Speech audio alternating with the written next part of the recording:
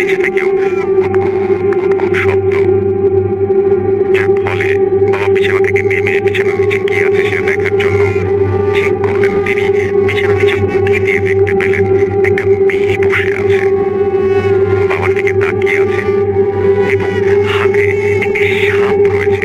সেই দেখা মাত্র বাবা অনেক ভয় পেয়ে যান। একটি মেয়ে বিছানার দিকে, হাতে একটি সাপ, এবং মেয়েটির সাপ বাবার গায়ে ছুঁড়ে মারে। এই সাপটি বাবার হাতে কামড় দেয়। পরবর্তীতে বাবার পুরো শরীর নীল হয়ে যায় এবং ওঝা ডাকিয়ে সেই সাপের বিষ নামানো হয়। ওঝা বাবাকে একটা তাবিজ দেয়। এরপরে তেমন আর কিছু হয়নি। অনেকদিন বাবা তার শ্বশুর বাড়ি বেড়াতে যান। কিছুদিন পর সেখানে গিয়ে একদিন পুকুরে গোসল করতে গিয়ে বাবা হাতের তাবিজটি হারিয়ে ফেলেন। বাসায় এসে তিনি লক্ষ্য করেন যে তার তাবিজ হারিয়ে গেছে। সেদিন রাতে বাবা রাতের খাবার শেষে যখন শুয়েছিলেন তখন হালকা তন্দ্রা এসেছে। তিনি লক্ষ্য করলেন একটা বোরকা পরা মহিলা বাবার একদম মুখের ওপর শূন্যে ভেসে আছে। দেখা মাত্রই মহিলাটি বাবার গলা চেপে ধরেন এবং বাবা ঘুমাচ্ছিলেন। এমন সময় আম্মুর ঘুম ভেঙে যায়। আম্মু বাবাকে ধাক্কা দিতেই সেটা গায়েব হয়ে যায়। পরের দিন উঠে নানিকে ব্যাপারটি জানানো হয়। নানি বাবাকে বলেন, তুমি বিয়ে দিয়ে আসলে বলবে তোমার বউ আছে, সংসার আছে, তুমি তার সাথে যেতে চাও না, সেজন্য চলে যায়। আমাদের নানির বাড়ি অনেক বড় বাগান ছিল। বাবা ওই দিন বিকেলে বাগানের দিকে যান। তখন ফলের মৌসুম ছিল। বাগানের দিকে গিয়ে ভেতরে অনেক দূর থেকে দেখতে পান সাদা কাপড় পরে একটা মেয়ে ভেসে ভেসে আসছে। বাবার কাছে এসে মেয়েটি বাবাকে বলে, আমি তোমাকে আমার দেশে নিয়ে যেতে চাই। তখন বাবা দাদি নানির বলা কথাগুলো মেয়েটিকে বলে যে তার সংসার আছে, তার স্ত্রী আছে, তাকে যেন ছেড়ে দেয়। যার ফলে মেয়েটি প্রচন্ড ক্ষিপ্ত হয়ে বাবাকে সজোরে আঘাত করে। সেখানে বাবা জ্ঞান হারিয়ে ফেলে। বাবাকে খুঁজে না পাওয়ায় মামারা বাগানে গিয়ে বাবাকে মাটিতে পড়ে থাকতে দেখে এবং ধরে নিয়ে আসে। ওই দিন বাবাকে নানি বাড়ির এলাকায় বড় এক হুজুরের কাছে নিয়ে যাওয়া হয়। হুজুর বাবাকে দেখে আসনে বসেন এবং বলেন ওই মেয়েটি বাবাকে অনেক পছন্দ করে এবং বাবাকে নিয়ে যেতে চায়। যার কারণে বাবা যখন বিয়ে করেছে এটি জানতে পারে তখন সে নানাভাবে বাবাকে ক্ষতি করার চেষ্টা করতে থাকে। এমনকি সেদিন বিছানার নিচে সাপটি বাবার গায়ে ছুঁড়ে যে পেয়েছিল, বাবাকে মেরে ফেলার জন্যই সেটি করেছিল।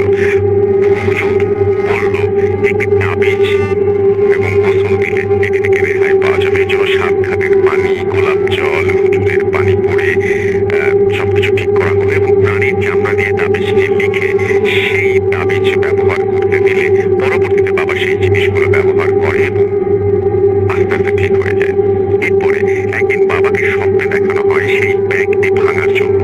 পরের দিন বাবা, আমি তখন যথেষ্ট বড় হয়েছিলাম, আমি বাবা আম্মু সবার সামনে ব্যাগটি ভাঙতে থাকেন। ভাইয়া সেটা যখন ভাঙা হয় তখন অনেক পুরনো সময়ের কয়েন পাওয়া যায়। এমনকি অনেক জিনিস পাওয়া যায় যে আগে যেগুলো আমরা দেখিনি। পরে বাবা সেই জিনিসগুলো কোনো হুজুরকে দেখান না, সেগুলো নিজের কাছে রেখে দেন এবং এটাই ছিল ঘটনা। পছন্দ হলে পড়ে শোনাবেন।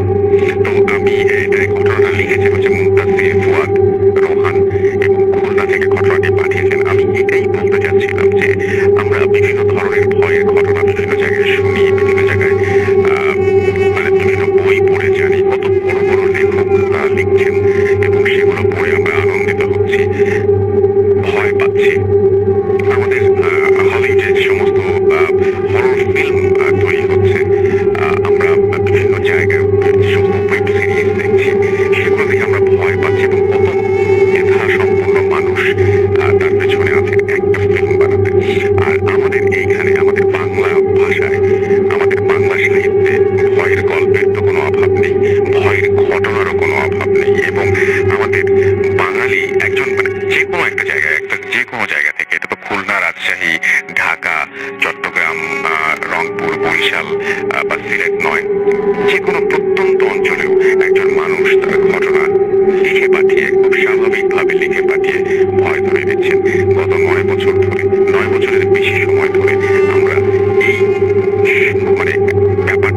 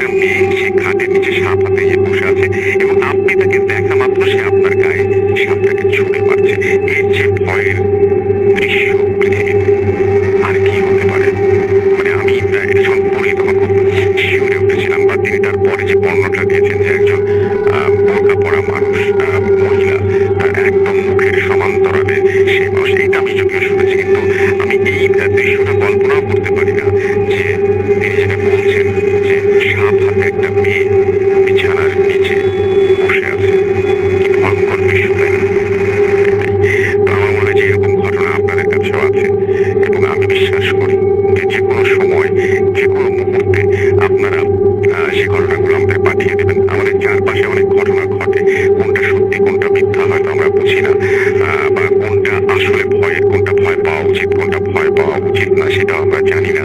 বাট এইরকম ঘটনা কিন্তু প্রতিনিয়তই আমাদের সাথে ঘটে চলেছে এবং ঘটছে এবং আগামীতেও ঘটবে। আশা করছি যে আপনি সেই ঘটনাগুলো আমাদের লিখে পাঠাবেন। এবং আমি আজকের ঘটনাটা পড়ে সত্যিই খুবই খুবই মুগ্ধ হয়েছি। আমার মনে থাকবে সামলাতে খাটের নিচে একটি মহিলা বা বাচ্চা একটা মেয়ে বলছে, সেই মেয়েটি বসে আছে। চমৎকার।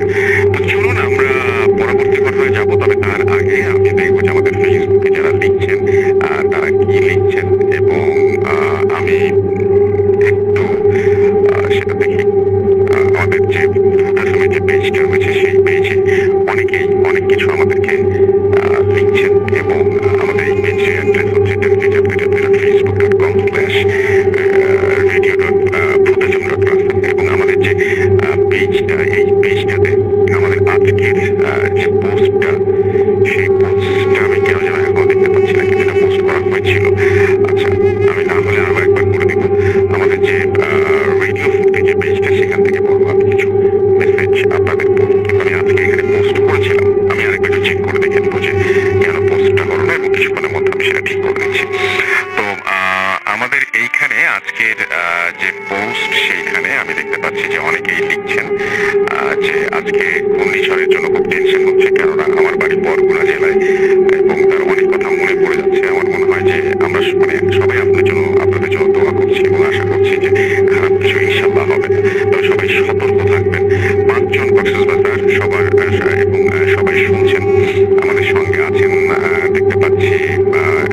এছাড়াও পার্থ, এছাড়া আমাদের সাথে আছেন ময়মনসিং থেকে, আমাদের সাথে আছেন দেখতে পাচ্ছি আচ্ছা নীল আশা আমাদের সাথে আছেন, দেখতে পাচ্ছি সিয়াম সহ আরো অনেকে। এছাড়াও মিরপুর থেকে আছেন আমাদের সঙ্গে ইয়ামিন এলান আছেন, ইফান আহমেদ ইমরান সহ আরো অনেকে। আমি মেসেজগুলো একটু পরে পড়বো। আমি দেখেছি কেন পোস্টটা হলো না। আমি চলে যাচ্ছি আমাদের পরবর্তী ঘটনায়, আমাদের প্রথম অতিথির কাছে, এবং আপনার নামটা প্লিজ একটু বলবেন, আপনি কোথা থেকে আসছেন সেটা বলবেন, তারপর আপনার ঘটনায় যাবেন। আরেকবার বলতে হবে।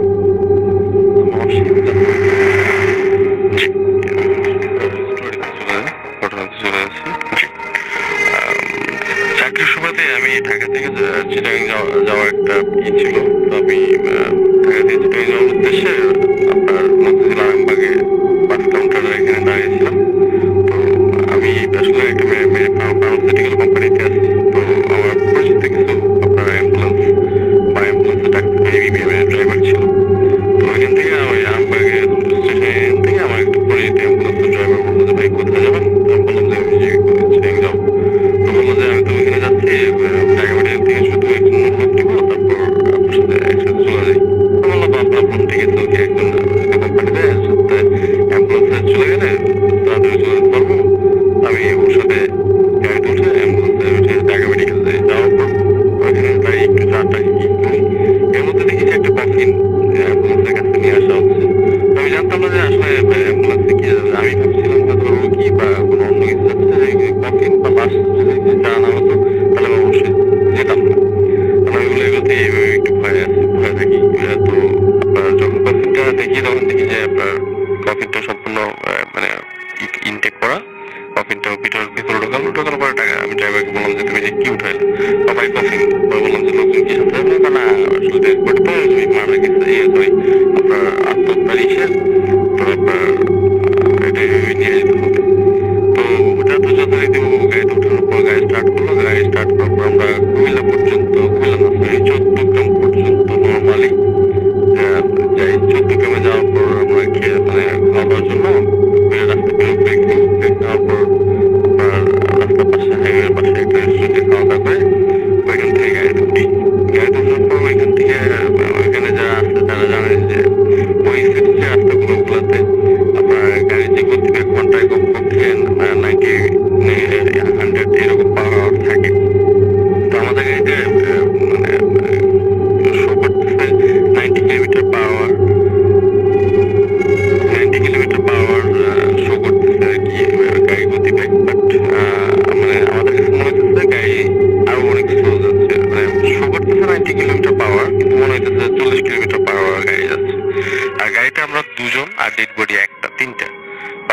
মনে হইতেছে যেন 4-5 জন আমরা গাড়িতে আছি বা গাড়িটা আরো লোড। তো শরীরটা একটু ভালো লাগতেছিল, তো ড্রাইভারের দিকে তাকাচ্ছিলাম, ড্রাইভার বলতেছে ভাই আপনার মতো দিকে তাকিয়ে ই করেন না, আপনি সামনের দিকে তাকিয়ে দেখেন, কোনো দিকে তাকানোর দরকার নেই, আপনি আপনার মতো ই করেন। তো আমি কানে হেডফোন লাগিয়ে একটু চোখে তন্দ্রার মতো আসছিল, তো আমি মানে চেয়ার সাথে ই করে শুয়ে গেছিলাম। তো কখন যে চোখে হালকা ঘুম এসে পড়ে আমি বুঝতে পারিনি। তো একটু সামনে যাওয়ার পর আইল্যান্ডের উপর দিয়ে মনে হয় দেখে নেই বা ও কি করছে আমি যেমন বলতে পারবো না, আইল্যান্ডের উপর দিয়ে ব্রেক না করে আপনার গাড়িটা স্ট্রেট সামনের দিকে এগিয়ে নিয়ে যায়। এগিয়ে নিয়ে যাওয়ার পর আইল্যান্ডের উপর দিয়ে যাওয়ার সাথে সাথে আপনার প্রচন্ড একটা ঝাঁকুনি অনুভূত হয়। আমার মাথাটা গিয়ে অ্যাম্বুলেন্সের যে তার সাথে বাইক, তো প্রচন্ড ব্যথা হয়। ব্যথা হওয়ার সাথে সাথে ড্রাইভার জিজ্ঞেস কি হয়েছে, ভাই কিছু দেখেন নাকি? না দেখলে তো সমস্যা নেই, কিছু হয় নাই, আমি ফলো করি নাই, ঘুম চোখে গাড়ি চালাইতেছি তো যাক ব্যথা ব্যাপার নাই। না বললাম যে না কোনো ব্যথা হয়নি, সমস্যা নেই। আজ থেকে আপনি পিছনে থাকেন, আপনি জাস্ট শুধু সামনে দিয়ে তাকিয়ে থাকেন, আমরা সমস্যা নেই বিয়ে করেন আর দোয়াটা করেন, বিয়ে নিই। তো যখন দোয়াটা পড়ার কথা বললো বা যখন আমি ব্যথা পেলাম, তখন আমার কাছেও গাটা একটু ভালো লাগলো। আমি একটু বুঝতে পারলাম যে মনে হয় কোনো প্রবলেম হচ্ছে। তখন ও যে সামনে যে আমাদের গাড়ির ভিতরে যে লুকিং গ্লাস বা মিরর যেটা বলি, ওইটার মধ্যে দিয়ে থেকে গেল। তো বললাম ওইটা থাকতেছে কেন? তখন পিছনে দিয়ে তাকান দোকান, আপনি সামনের দিকে তাকিয়ে থাকেন, তখন ঘুমিয়ে যান। তারপর আমার কি হয়েছে, তো বসে আর শরীরটা যদি লাগতেছে, গাড়ির গতি এখানে 90 কিলোমিটার/আওয়ার, ওইখানে গাড়ি যাচ্ছে 40 কিলোমিটারের নিচে। আর গাড়ি তখন আরো ওজন মনে হচ্ছে, গাড়িতে আরো কয়েকজন উঠে বসছে, এরকম লাগতেছে। দেন আপনার আরেকটু সামনে যাওয়ার পর আবার ঝাঁকুনি, আর আবার ঝাঁকুনি প্লাস আপনার গাড়িটা প্রচন্ড ভালো লাগতেছিল আর ঝাঁকুনি লাগতেছিল। এই কারণে আমি ড্রাইভারকে বললাম যে ভাই তাহলে কি কোনো প্রবলেম নাই? কি না ভাই কোনো প্রবলেম নাই। তারপর আমি বললাম যে তাহলে গাড়িটা একটু সাইড করেন, একটু চেক করে নিই। তো দেন গাড়িটা সেট করলো, গাড়িটা সেট করার পর আমরা পিছনে চেক করলে দেখলাম না আর সবকিছু এভরিথিং অলরাইট। তো আমরা একটু 4 সেকেন্ড কেটে ওখান থেকে একটু রেস্ট নিয়ে দেন আবার গাড়িতে উঠি। গাড়ি স্টার্ট করার পর আপনার কুর্মিবাগ নামে ওইখানে একটা রোড আছে, কুর্মিবাগের আর একটু সামনে গেলেই ওইখানে আপনার একটা কবরস্থান আছে। কবরস্থানের একটু সামনে যখন যাই, তখন গাড়িতে অদ্ভুত একটা আওয়াজ হয়, আপনার গাড়িটা মানে স্টপ হয়ে মানে স্টপ বলতে কি গাড়িটা স্টপ করতে বাধ্য হয় আমরা গাড়ি থেকে সাথে সাথে কি হয়েছে। পরে আমরা মানে বুঝতে পারলাম যে গাড়ির পিছন থেকে কোনো একটা আওয়াজ হচ্ছে। তো আমরা তারপর বললাম, ড্রাইভার বললো যে ভাই নিচে নামার দরকার নেই, বাইরে নামার দরকার নেই, আমরা গাড়ি আস্তে আস্তে চালাই। তো তারপর ড্রাইভার গাড়ি চালাচ্ছিল। এবার পিছন থেকে শব্দ আসতেছিল, কেউ যেন দরজা নক করলে যেরকম শব্দ হয় এরকম নক করার শব্দ আসতেছিল। লাইক আপনার একবার একসাথে 3বার টোকা দিতেছে, বাবা কিছুক্ষণ স্টপ, আবার দেন 3-4বার টোকা দিতেছে, তারপর আবার কিছুক্ষণ স্টপ। এরকম অবস্থা আমার খুব ভয় লাগতেছিল। আমি শরীরটাও খুবই লাগতেছে, বললাম যে ভাই কোনো প্রবলেম মনে হইতেছে, একটা কাজ করি, নাহলে আমরা কিছুক্ষণ ব্রেক নিই। বললো ভাই ব্রেক নেওয়ার দরকার নেই, আমরা তো বেশি কিছুক্ষণ নেই, 1 ঘন্টা 1.5 চালাইলে মনে চলে যাবো, আমরা কন্টিনিউ করি। বললাম আচ্ছা ঠিক আছে, আপনি যেভাবে ইচ্ছেন। তবে আপনি মিররের দিকে থাকেন, আপনি জাস্ট শুধু সামনের দিকে থাকেন। আরেকটু সামনে যখন যাই, তখনই আমাদের সাথে ঘটে সবচেয়ে ভয়াবহ ঘটনাটা। আমাদের গাড়িটা হঠাৎ করে আপনার পিছনের যে ট্যাগের ইটা খুলে যায় কফিনটা পড়ে যায়। এখন একটা অ্যাম্বুলেন্সের ট্যাগ তো সম্পূর্ণ লক, আর ট্যাগটা লক যদি খুলতে হয় ভিতর থেকে খুলতে হবে, অথবা চাবি দিয়ে বাইরে থেকে খুলতে হবে। তো কফিনটা যখন পড়ে যায়, তখনই আমাদের শরীর আরো বেশি ই হয়ে যায়। আমরা সাথে গাড়িটা ব্রেক, যেহেতু 90 কিলোমিটার বা 80 কিলোমিটার/আওয়ার গতি ছিল, আমরা প্রায় 10-15 মিনিট সামনে চলে যাওয়ার পর গাড়ি ব্রেক করি। ব্রেক করার পর গ্লাসটা খোলা শুরু করি। আশেপাশে যা আছে দেখলাম যে না গ্লাস কোথাও নাই। আমরা গাড়ি পিছনে ব্রেক করে এক পর্যায়ে দেখলাম যে গ্লাস আছে, বাট কফিনটার সাথে কফিনটা নাই দেখে আমাদের সবচেয়ে বেশি ভয় লাগছে। তো লাস্টে আমরা টাইনা রাস্তার পাশে পড়েছিল, রাস্তার মতো উঠালাম। ওই আরেকটা কথা বলতে আমি মিস্টেকলি বাই মিস্টেক ভুল হয়ে গেছে, লাস্টে গলা কাটা ছিল। আপনার গলাটা জয়েন্ট ছিল, আপনার মনে হয় জয়েন্ট বেড়ে দিচ্ছে এখান থেকে। তো আমরা শুধু শরীরটা পাই, মাথাটা পাচ্ছি না। তখন আমরা হাতে ওনাদের এই যে অ্যাম্বুলেন্সের সাথে যে লাইট থাকবে, লাইট দিয়ে আশেপাশে খোঁজা হলো। প্রায় 5-7 মিনিট খোঁজার পর মাথাটা পাইলাম। বাট মাথাটা অদ্ভুত একটা জিনিস লক্ষ্য করলাম যে কাঁকড়া ইঁদুর টাইপের বা ইঁদুর মানে কোনো প্রাণী যদি কান বা নাক বা গলার যদি কোনো অংশ খায়, একটু করে খায়, ওরকম মানে খাওয়া, কান নাক গলা এরকম একটু করে খাওয়া। এটা দেখে আমরা দুজনে একজন আর সাহস রাখতে পারবো না, শক্তি রাখতে পারবো না, মাথাটা ধরে আমার ড্রাইভারটা ওই মানে পরিচয় থেকে আমরা রাস্তার উপর থেকে দৌড়ে একটা চায়ের দোকানে যাই। যার পর 3-4 জন বসা ছিল, ওনাদেরকে ডিটেলস বলার পর ওনারা বললো যে ভাই এই রাস্তাতে এমনি ঠিক আছে, আপনারা আমাদের সাথে চলেন। তাদের আমাদের সাথে আসলো। আসার পর আমরা আপনার ওই গেটপরিটা দেখি, দেখা দেখার পর ওনারা বললো যে আপনি একটা কাজ করেন, এখন তো বাজে 3:30 প্রায়, আর 1-2 ঘন্টা পর আজান দিয়ে দিবে, আপনারা পরিচয় রাইখা এখানে গাড়িটা রাইখা ওয়েট করেন, আজানের পর আপনি এখান থেকে রওনা দিন। আর রাত্রে যেহেতু এখন আর যাই পরে আমরা ওইভাবেই মানে পরিচয়টাকে ইটি করে অ্যাম্বুলেন্সে ঢুকিয়ে দোকানের সামনে রেখে সকাল যখন আজান দেয়, আজানের পর আমরা এখান থেকে চলে যাই। থ্যাংক ইউ আপনার কথার জন্য, আপনাকে ধন্যবাদ। ফুটেজে পোস্টটা হয়েছিল এবং আমি দেখছি আরফিন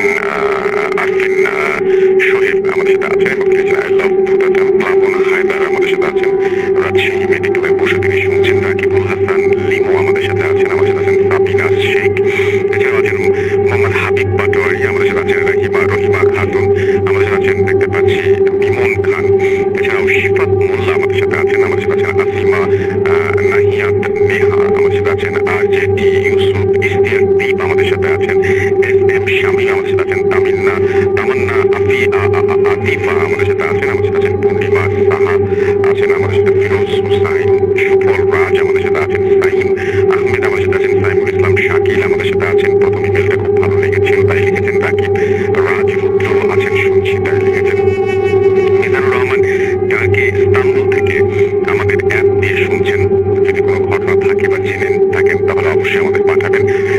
আমাদের সাথে আছেন দেখতে পাচ্ছি সান একে মাসুদ পারভেজ আমাদের সাথে আছেন, আমাদের সাথে আছেন দেখতে পাচ্ছি দেবজ্যোতি মিত্র পাঞ্জাব ভারত থেকে তিনি শুনছেন, দ্বিতীয় ঘটনাটি তার কাছে ভালো লেগেছে। আমাদের সাথে আছেন দেখতে পাচ্ছি মোহাম্মদ শহীদ হুসাইন, হাওরের মাঝখানে বসে শুনছেন এবং তিনি যে নৌকাতে বসে শুনছেন সেটা তিনি দিয়েছেন। আফরুজ্জামান রোজ বলছেন যে আমরা ছাদে বসে একসঙ্গে ফুটেজ শুনছি, আপনাদের সবাইকে দেখতে পাচ্ছি এবং আপনারা সবাই ছবিটা আপলোড করেছেন, আমি জানি শুধুমাত্র আমি না আরো সবাই যারা আছেন তারা সবাই দেখতে পাচ্ছেন এবং খুব চমৎকার কাছে আশা করছি এবং আমি চেষ্টা করবো আপনাদের যতটা সম্ভব ভালো লাগাতে। আরিফিন নূর সায়ক আমাদের সাথে আছেন এবং এইভাবে যারা ছবি দিচ্ছেন এবং পাশে আছেন তাদেরকে অনেক অনেক ধন্যবাদ, এইভাবে পাশে থেকেন আপনারা সবসময়। আব্দুল জামান নাফিস আমাদের সাথে আছেন দেখতে পাচ্ছি তানহা চৌধুরী এবং তিনি বলতে আছে মনে হয় ফুটেজ শোনা হবে না, হেডফোনটা নিয়ে গেছে। আপনি অ্যাপ দিয়ে শুনলে কিন্তু হেডফোন ছাড়াও শুনতে পারবেন এবং তাছাড়াও আপনি স্পিকার অন করে শুনতেই পারেন। আমাদের সাথে আছেন দেখতে পাচ্ছি এমডি মুশিউর রহমান, ARS ধ্রুব আমাদের সাথে আছেন এবং ব্ল্যাক ম্যাজিক জনিত সমস্যার কথা তিনি বলছেন, ওকে ফাইন। আমাদের সাথে আছেন দেখতে পাচ্ছি, এছাড়াও দেখতে পাচ্ছি আমাদের সাথে আছেন হীরা রয় আছেন, আমাদের সাথে দেখতে পাচ্ছি সাগর হুসাইন আমাদের সাথে আছেন দেখতে পাচ্ছি, এছাড়াও সুফল রাজ, সিলকি শিমুল আমাদের সাথে আছেন, আমাদের সাথে আরো অনেকে আছেন। থ্যাংক ইউ ভেরি মাচ আমাদের সঙ্গে থাকার জন্য। আরেকটা ঘটনা আছে যেটি বাংলায় লেখা না, ইংরেজি এবং বাংলা ভাষায় লিখে পাঠানো এবং আমি সেটা এর আগে সম্ভবত পড়িনি, আমি চেষ্টা করছি পড়ে শোনানোর, আশা করছি আপনাদের ভালো লাগবে। একটু ডিফিকাল্ট আমার জন্য পড়া, তারপরে পড়ে শোনাচ্ছি। হাই রাসেল ভাই, I hope you're doing well. First of all, sorry that I couldn't type in Bangla. For some reason, I just don't want to. তার নামটাও প্রকাশ করছে, আপনি জানি যেটা তিনি লিখেছেন যে তিনি ফুটেজ ভেরি হিউজ ফ্যান, 2010 থেকে তিনি শুনছেন অ্যান্ড তিনি ফুটেজ এপিসোড মিস করেন না। তারপরে তিনি বলছেন যে তিনি নিউ ইয়র্ক থেকে আমাদেরকে লিখে পাঠাচ্ছেন and I want to share second তার স্টোরি তিনি শেয়ার করতে চান এবং তিনি বলছেন যে তিনি আসতে চেয়েছেন আমাদের শোতে, বাট এটা পসিবল না, ইন ফিউচার তিনি হয়তো আসবেন। ফেজ 1 in 2018 সাম রিজন আমার প্যারেন্টস বাংলাদেশে ব্যাক করে অ্যান্ড আমি এখানে একা ছিলাম ইন দ্যাট টাইম। সো এই ফ্রি টাইমে আমি বোস্টন হার্ভার্ড ইউনিভার্সিটিতে গিয়েছিলাম একটা ফ্রেন্ডের সাথে মিট করতে। দেন আমার ফ্রেন্ড সাজেস্ট করলো যে সেলিম নামের একটা প্লেস আছে, সেলিম নামে একটা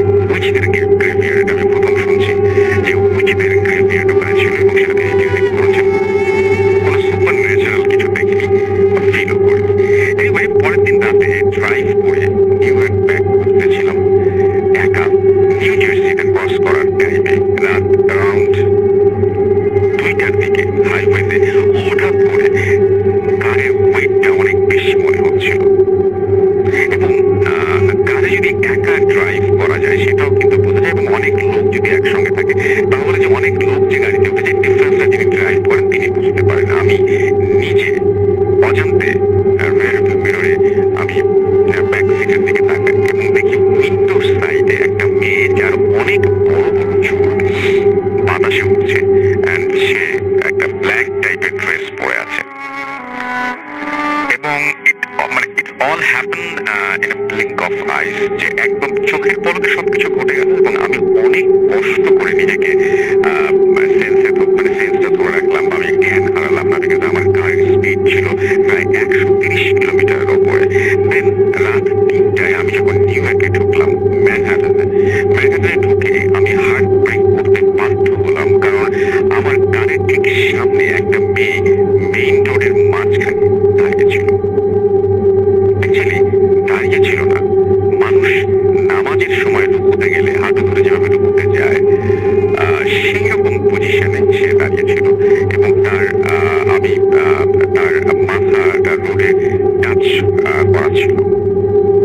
এবং হিউম্যানলি হুইচ ইজ ইম্পসিবল, আমি সাথে সাথে আমার মোবাইল বের করে ছবি তুললাম। And I call my girlfriend over phone, যে ও সব শুনে পড়লো যে 911 কল করতে।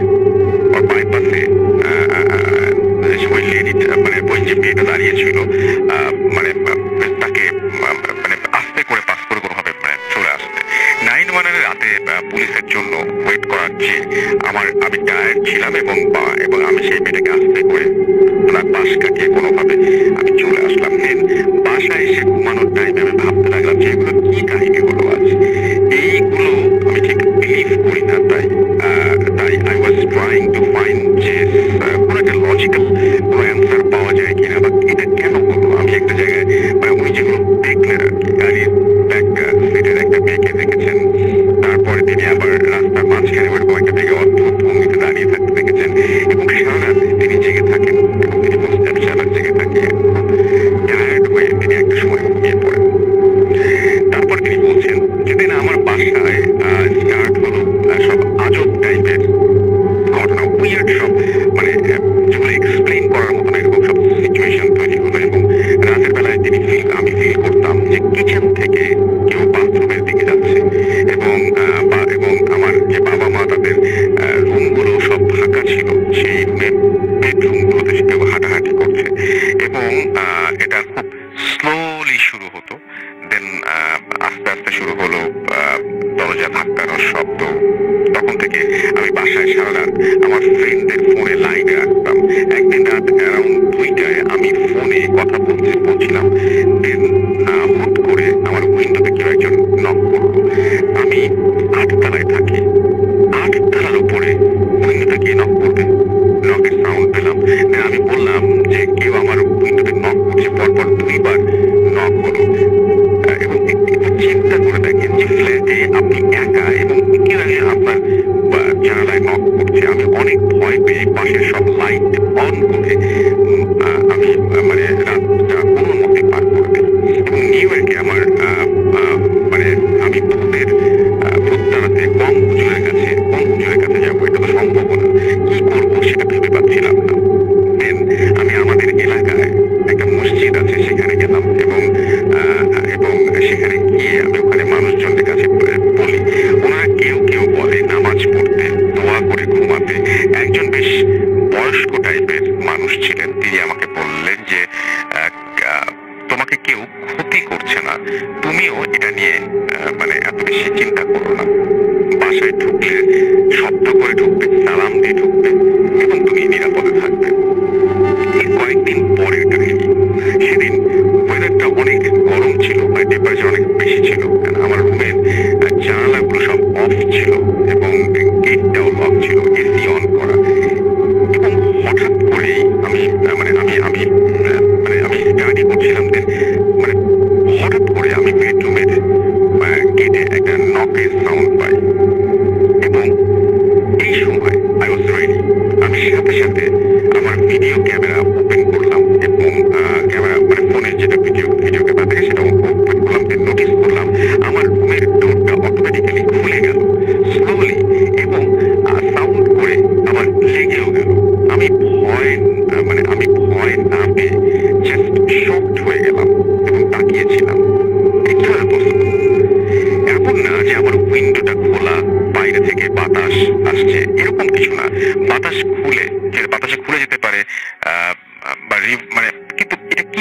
অসম্ভব, মানে খুলবে আবার বন্ধ হয়ে যাচ্ছে, মানে এই জিনিসটা দরজাটা খুললো এবং বন্ধ হয়ে গেল।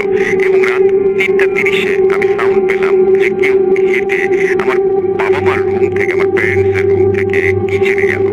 আমি বাসায় একা, কারণ আমার প্যারেন্টসরা তখনও বাংলাদেশে। আমি ভাবলাম যা আছে কপালে, আমি দেখবো যে কে ওই কিচেনে গেছে। আমি পা টিপে টিপে কিচেন পর্যন্ত যাওয়ার আগে কিচেন থেকে হাড্ডি চিবানোর মতো সাউন্ড পেলাম।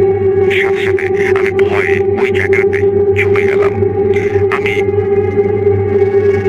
মানে আমার মুখে কোনো শব্দ বেরোচ্ছিল না, এবং আমি আমার মানে যে সমস্ত ফিলিংটা হচ্ছিল সেটা এক্সপ্লেনও করতে পারবো না। নিজেকে আমি একটু বুঝালাম যে I need to go back to my bedroom and soundless ভাবে যেতে হবে। আমার নিজের প্রেজেন্স, মানে আমার যে প্রেজেন্সটা, এটা অন্য কাউকে বোঝানো যাবে না বা বুঝতে দেওয়া যাবে না। দেন আমি আমার বেডরুমে যে গেটটা ভালো করে লক করে I just simply call 911। Maximum 7-8 minute আমার বাসার 3-4 জন পুলিশ চলে আসে।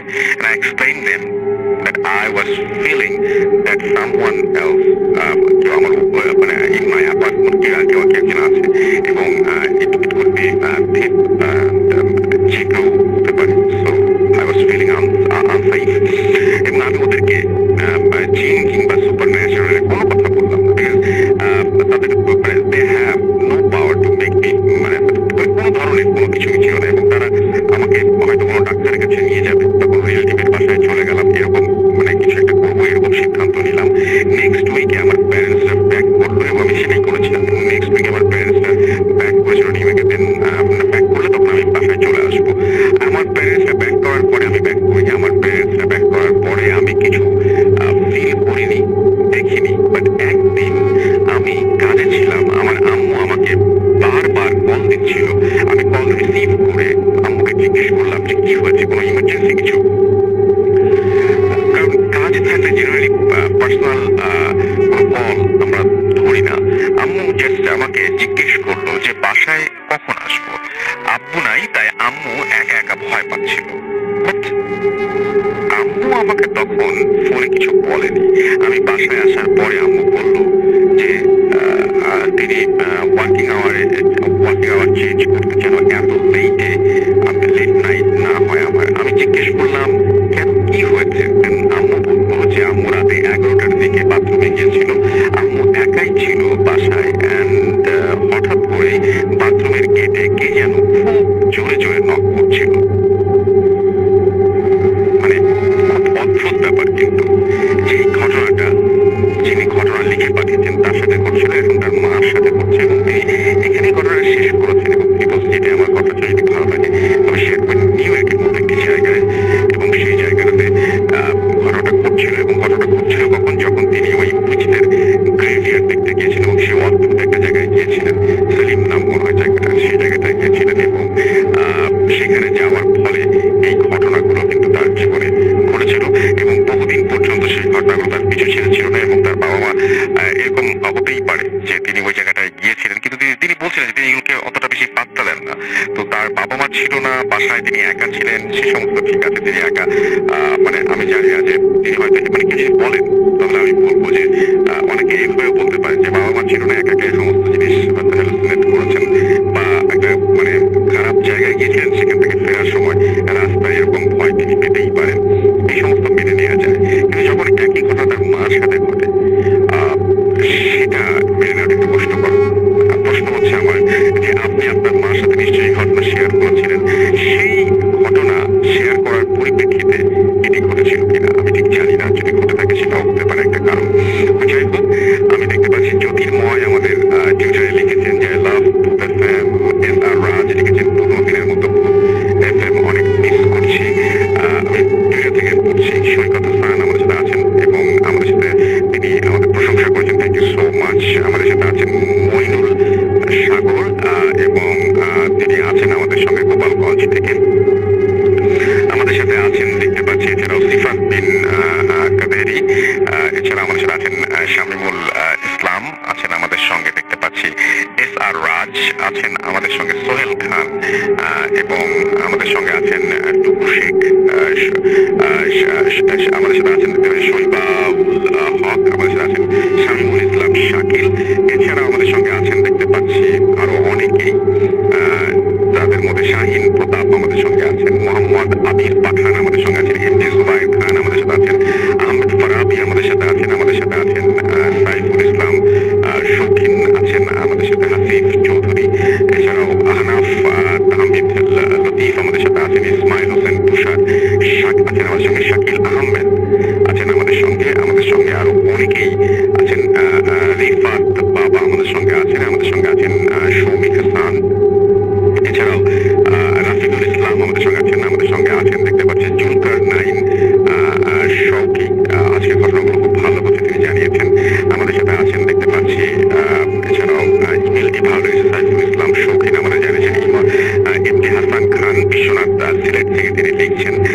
এছাড়াও আমাদের সঙ্গে আরো অনেকেই এই মুহূর্তে যোগেন, জিয়ার নিলয় সহ আরো অনেকে আমাদের সাথে, রনি আছেন আমাদের সঙ্গে, তপু ওম আমাদের সঙ্গে আছেন, মোহাম্মদ আবির পাঠানের নাম পড়েছি আমি, আবারও তিনি লিখেছেন। এছাড়াও মিনহাজ শোভন তিনি অ্যাপ দিয়ে শুনছেন সেটা তিনি জানিয়েছেন।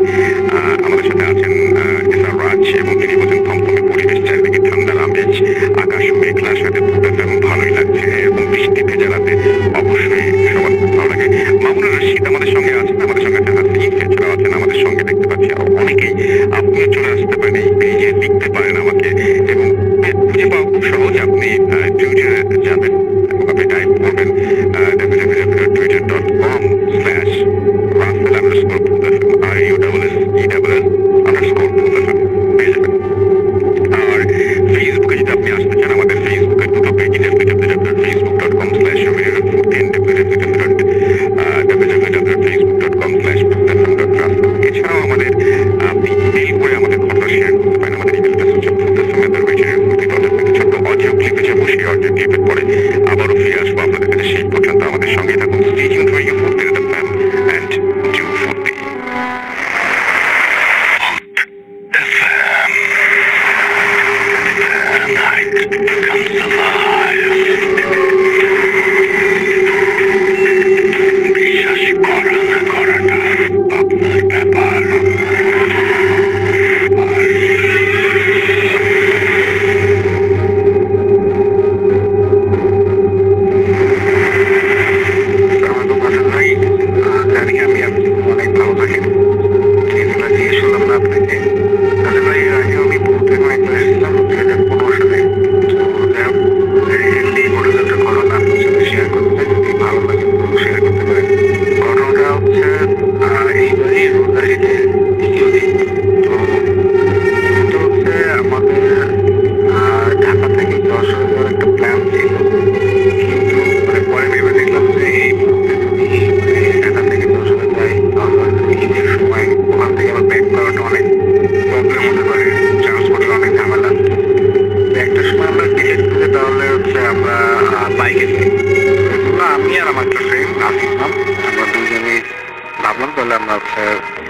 বাইকে যাই, ব্যাক করার সময় আমাদের কোনো প্রবলেম না।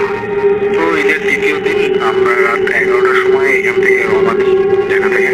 তো যেহেতু ঈদের সময়, তারপর ওই দিন বৃহস্পতিবার ছিল, তো মোটামুটি রাস্তাঘাট এক কথায় বলতে গেলে পুরোটা ফাঁকা। হয়তো মাঝে মনে একটা বাস ট্রাক রাস্তা দেখা যায়, আর তাছাড়া পুরো রাস্তায় আমরা দুজনই। তো আমরা রওনা দিলাম ভালো মতো, ফেরিঘাটে পৌঁছালাম, ফেরিঘাট পার হলাম। ফেরিঘাট পার হওয়ার পরে নদীর উপরে আর কি ফরিদপুরের কাছাকাছি তখন হচ্ছে গাজীপুরে দেখি বাইক তখন চালাচ্ছিল আমার ফ্রেন্ড, আমি পিছনে বসে। ফরিদপুর পার হওয়া মানে ফরিদপুরের ভিতরেই তখন হঠাৎ রাস্তায় একটা স্পিড ব্রেকার থাকে, তো স্পিড ব্রেকারটা ঠিক পার হওয়ার সময় আমার ফ্রেন্ড আমাকে বলে যে তুই ভালো মতো বস, আর এদিক ওদিকে তাকানো দরকার, সামনের দিকে থাকে। আর যেহেতু ওই দিকটা অনেকটা ফাঁকা, আপনার রাস্তা দেখতে গেলে একদম পুরো সোজা একটা রাস্তা, সঙ্গে গাছ, আর রাতের অন্ধকারে তো মানে গাছগুলো এমনভাবে দেখা যায় যেন মনে হয় যেন আপনি কোনো একটা জঙ্গলের ভিতর দিয়ে আছে, দুই পাশে পুরো গাছ ঢেকে আছে। এইটা হচ্ছে মানে ফার্স্ট ঘটনা। ও আমাকে কাছে এইটুকু বলে যে তুমি এদিকে তাকাস না, জাস্ট সোজা তাকা আর ঠিক মতো ওঠা। তো আমিও ভাবলাম হয়তো মানে যেহেতু রাস্তা ফাঁকা হয়তো চালাবে, সেই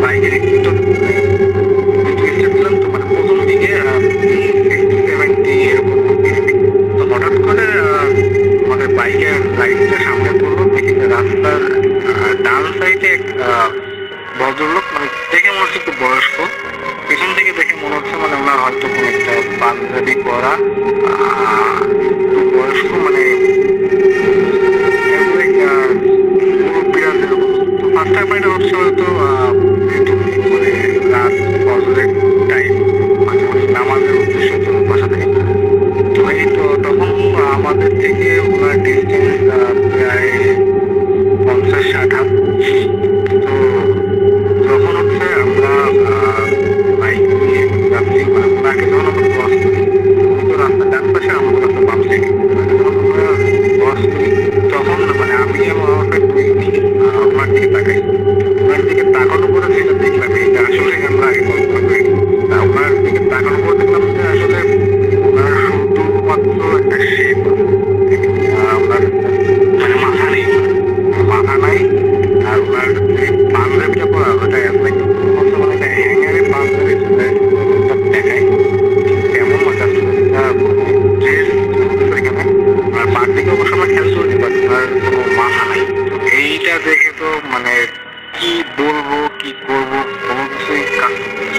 তো আমার ফ্রেন্ড তখন বলে যে তুই ওই দিকে তাকাস না, স্পিড বাড়া, চলে তারা। আমিও তখন স্পিডটা বাইকে বাড়াই। আর তখন স্পিড তার আগে তো স্পিড 6 থেকে 7 ছিল, ওটা দেখার পর আমি আরো বাড়াই, প্রায় 100 চলছি বাবার। এদিকে ও তোমার বলছে তুই পিছন দিকে কোনো মতেই তাকাবি না, সামনের দিকে তাকা, রবীন্দ্রনাথের দিকে তাকানো দরকার। তো আমিও তো সামনের দিকে তাকাই চালাচ্ছি। হঠাৎ করে একটা কৌতূহলী সৃষ্টি হলো, রবীন্দ্রনাথের দিকে তাকাই দেখলাম যে আমরা যখন ক্রস করি, তো তখন আমরাও যখন স্পিড বাড়াইছি আমাদের সাথে সাথে আসছে। আগে তো ওটা দেখতে মনে হচ্ছিল যে হেঁটে আসছে।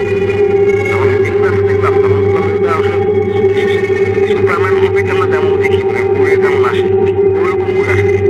আমাদেরও বাইকের স্পিড তখন 100, আর ও তো আমাদের সাথে সাথে একটা পর্যায়ে তখন তারাই দেখি মানে আমাদের পাশে, হয়তো আমাদের বাস থেকে 10 হাত ডিস্টেন্স হবে, আমাদের পাশে ঠিক আমরাও যে স্পিডে যাচ্ছি ও সেই স্পিডে আসছে। ওটার কোনো মাথা নেই, জাস্ট ড্রেস একটা পাঞ্জাবি চলে আসছে। তো কি করবো, এদিকে রাস্তা তো পুরো ফাঁকা, আশেপাশে কোনো বাড়ি ঘর নাই, পুরো ফাঁকা মাঠ, এইভাবে তো চলছে। তো আনফর্চুনেট কপাল হলো যে সামনে আমাদের একটা মানে ছোট ছোট বাজার মতো দেখতে পাই, ওর লাইট থেকে ওইটা যখন আমরা কাছাকাছি চলে আসি তখন ও আর আমাদের সাথে থাকে, তখন চলে গেল। ওই জন্য যে আমরা আবার একটু রেস্ট নিই, তারপরে আমরা মানে কি বলবো আসলে যা দেখলাম তো এরকম মানে আনন্দের একটা ব্যাপার। তখন আমরা ওখানে বসে এবার ও মানে এরকমটা আসলে হবে আমি কল্পনা করতে পারি। এইটা তার তখন আমি প্রথমে তুই আমাকে বলছিলি যে ঠিক মতো কষ্ট কি হয়েছিল কি দেখি তখন ও মনে যেটা বলে যে ও যখন একটা যখন ও ক্রস করে তখন বাইকের লাইট আলোটাই মানে যেহেতু গাছপালা দেখে না, এখানে গাছের দিকে ওর লাইট বাইকের লাইটটা পড়ে। ও যখন যেটা দেখে সেটা দেখে ওইখানে একটা মহিলা মতো দেখতে, এরকম মহিলা মানুষ বসে আছে, গায়ে সাদা একটা কাপড় পেঁচানো, চুলগুলা মানে তখন চুলগুলা মাটিতে ঢুকতেছে এবং সাদা যে কাপড়টা পেঁচানো ওইটা মাটিতে মানে ওইটার গাছের আর মাটির ডিস্টেন্স আপনার অনেক 20 ফুট হবে। ও যখন ওইটা দেখে ও দেখে আমাকে বলে যে আসলে ওইদিকে দেখানো দরকার, দুইজনে দেখতে আমার নার্ভাস না। ও নাকি ওইটা দেখছে, যখন ওই লাইটটা পড়ছে তখন ওইটা দেখছে, দেখার পরে ও আর আমাকে কিছু বলেনি, বাট ও নাকি একটা পাওয়ার উপরে একটা ক্যামেরা দেখেছে। রাস্তায় আমরা যেটা দেখলাম আমাদের সাথে একটা ট্রেভেল আসছিল, ওইটাও দেখিনি, ওইটাও আমাদের সাথে আসছে। কিছুক্ষণ পরে ওইটা দেখিনি, আমাকে তখন আর নোটিস করিনি, আর আমি অতটা খেয়াল করিনি। এই হচ্ছে আসলে আমাদের শেয়ার করলাম, যদি ভালো লাগে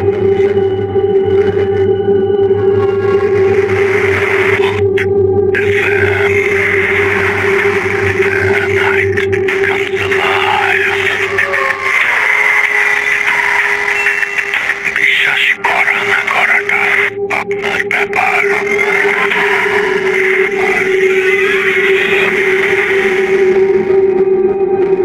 Welcome back to listening to Radio Future FM. আমি রাসেল আজির সাথে এবং চলছে ফুটেজ। আপনাদের সবাইকে আরো একবার স্বাগত আমন্ত্রণ এবং সেই সাথে জানিয়ে দিচ্ছি যে আমাদের ইমেইল করতে চাইলে আমাদের ইমেল অ্যাড্রেস হচ্ছে futurefm@radio.fm, which is PHWTFM@radiofm.com.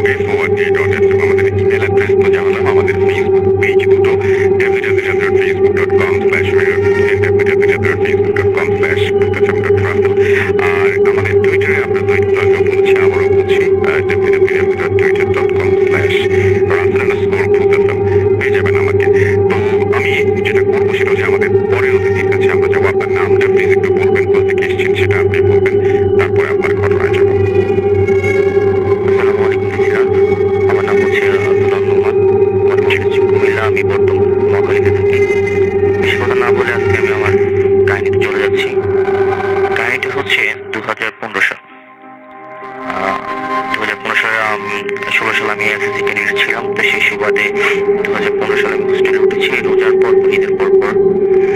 তো হোস্টেলের কাহিনী বলতে কিছু কথা বলা হচ্ছে। আমাদের হোস্টেলটা ছিল বাড়ির ভিতরে, ওইখানে থাকার সিস্টেম ছিল কিন্তু খাবারের কোনো সিস্টেম ছিল না। অনেকে বাড়ি থেকে খাবার আনতো, আর আমি পাশে একটা কলেজ হোস্টেল ছিল, ওইখান থেকে খাবার আনতাম। তো আমাদের 6টা রুম ছিল। প্রথম নম্বর রুমে স্যার থাকতো, বাকি 5টা রুমে আমরা স্টুডেন্ট থাকতাম। তারপরে টিম ছিল। তবে আমি কাহিনী চলে যাচ্ছি।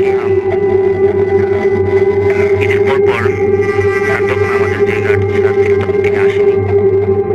তো সবাই আমরা 2 নম্বর রুমে বসে সবাই আড্ডা দিতেছি। অনেকক্ষণ নাচ অনেকক্ষণ করার পরে রাত 11টা বেজে গেছে। আমার একটা ফ্রেন্ড ওয়াশরুমে পাইছে, ওয়াশরুমে যাচ্ছে। তো ওয়াশরুমে যাইতে হলে ওই স্টোরটা ক্রস করতে হয়। সে যাওয়ার পথে একটা বাচ্চার কান্না তার কানে লাগে আর কি। সে প্রথমে পাত্তা না দিয়ে চলে গেছে, তারপর ওয়াশরুম করো, আস্তে আস্তে কান্নাটা বাড়তে থাকতেছে। তো সেই সুবাদে পিছনে তাকানোর পর দেখতে 6 মাসের বাচ্চা তার দিকে অবাক দৃষ্টি তাকিয়ে কান্না করতেছে। সে একটা দৌড় মেরে আমাদের দরজার সামনে এসে সাকসেস হয়ে গেছে। আমরা সবাই ধরাধরি করে ওর বিছানার উপর নিলাম, মাথার বালতিতে পানি ঢালার পর আমরা তার থেকে কাহিনীটা শোনার পর থেকেই আমরা প্রত্যেকে প্রায় প্রতিদিন স্টুডেন্ট ছিল, সবাই ভয় পেয়ে গেছি। তারপর নিত্য নতুন আমাদের এই প্রবলেমটা হইতেছে। হঠাৎ করে দেখতেছে যে আপনার ওই রাতের প্রবলেমটা বেশি হতো। আর আমাদের স্যার যিনি ছিলেন 10টা বাজে তিনি তার পাশে ছিল বিদায় চলে যেতেন হোস্টেল থেকে। হঠাৎ করে রাত 10টা বাজে দেখা যেত হঠাৎ করে আপনার টিনের পর কিছু পড়তো, মানুষের মতো একটা থাপ করে আওয়াজ হতো। তারপর মানুষ যেগুলো হাতে সেরকম আওয়াজ হতো। আর বিশেষ একটা ঘটনা হচ্ছে আমরা খাবার যেহেতু আমাদের সুবিধা ছিল না, আমরা রাত্রে কেক নিয়ে আসতাম সকালে খাওয়ার জন্য। দেখা যেত যে আমরা কেক আমরা আমাদের যেই ব্যাগে রাখতাম তারা দিয়ে রাখতাম। কেক ব্যাগের প্যাকেট ছিল কিন্তু প্যাকেটের ভিতরে কেক কোনো সময় থাকতো না। এটা মনে করতাম যদি ফ্রেন্ড সার্কেল খেয়ে ফেলতো এমন না, কেকের প্যাকেট থাকতো কিন্তু কেকের ভিতরে কেকটা থাকতো না। তো একদিন ঝগড়ার বিবাদে আমাকে 6 নম্বর রুম থেকে 4 নম্বর রুমে ট্রান্সফার করা হয়। তো এই রুমটা দীর্ঘদিন বন্ধ ছিল। তারপর আমি আমার একটা ফ্রেন্ড ছিলাম, ওই 4 নম্বর রুমে যাওয়ার পর থেকে আমার সাথে কাহিনীটা হয়েছে। ওই রুমে যাওয়ার পর যে আমার একদম 2 থেকে 2 সাইডে আমরা যেন থাকতাম, ওই রুমে 4 জন থাকতে পারতাম কিন্তু কোনো সময় আমরা 4 জন ছিলাম না, 2 জনে স্যার রাখতাম। কেন রাখতো স্যার সেটা ভালো জানতো। তা আমি রাত যখন হইতো ফিল করতাম যে আমার পাশে কেউ তা আছে। এটা ফিল করতাম যে আমার পাশে ফিল করলাম যে পাশে কি যেন আছে। আর প্রচুর একটা মহিলার কান্নার আওয়াজ শুনতাম মাঝে মধ্যে, ঝুমুরের আওয়াজ, বা মাঝে মাঝে খুব চিৎকার করে কান্না। এটা থেকে আমি নিতান্ত খুব ভয় পাইতেছি। তারপর আমি আমার ফ্রেন্ডের সাথে শেয়ার করলাম, তারা নাকি শুনতেছে। তো তারপরে আমি তার পাত্তা না দিয়ে নিত্য হইতেছে, আমি তার পাত্তা দিতাম। একদিন যে আমার রুমমেট ছিল সে বাড়িতে চলে গেছে, আমি রুমে একা ছিলাম। সবাই আড্ডা মাড্ডা দিলাম, স্যার যাওয়ার পরে খাওয়া দাওয়া হইলো। সবাই ঘুমাইতে পড়তে 12টা বাজলো। সবাই রুমে চলে গেছে, আমি আমার রুমে একা শুয়েছি। তো মনে হয় আধা ঘন্টা আমি ঘুমাইনি, ফিল করতেছি একটা কান্না আমার কানে বাজতেছে। আমি তো পাত্তা না দিয়ে আমি একদম চোখ বন্ধ করে হাত শুয়ে আছি। আমি কিছুক্ষণ পরে ফিল করতেছি মনে হয় ভাসতেছি, এরকম কিছু ভাসতেছি আমার মনে হচ্ছে। তারপর আমি চোখ খুললাম। চোখ খোলার পর আমি যা দেখলাম আসলে আমি কোনো সময় দেখার জন্য প্রস্তুত ছিলাম না। একটা সাদা পরা কাপড় পরে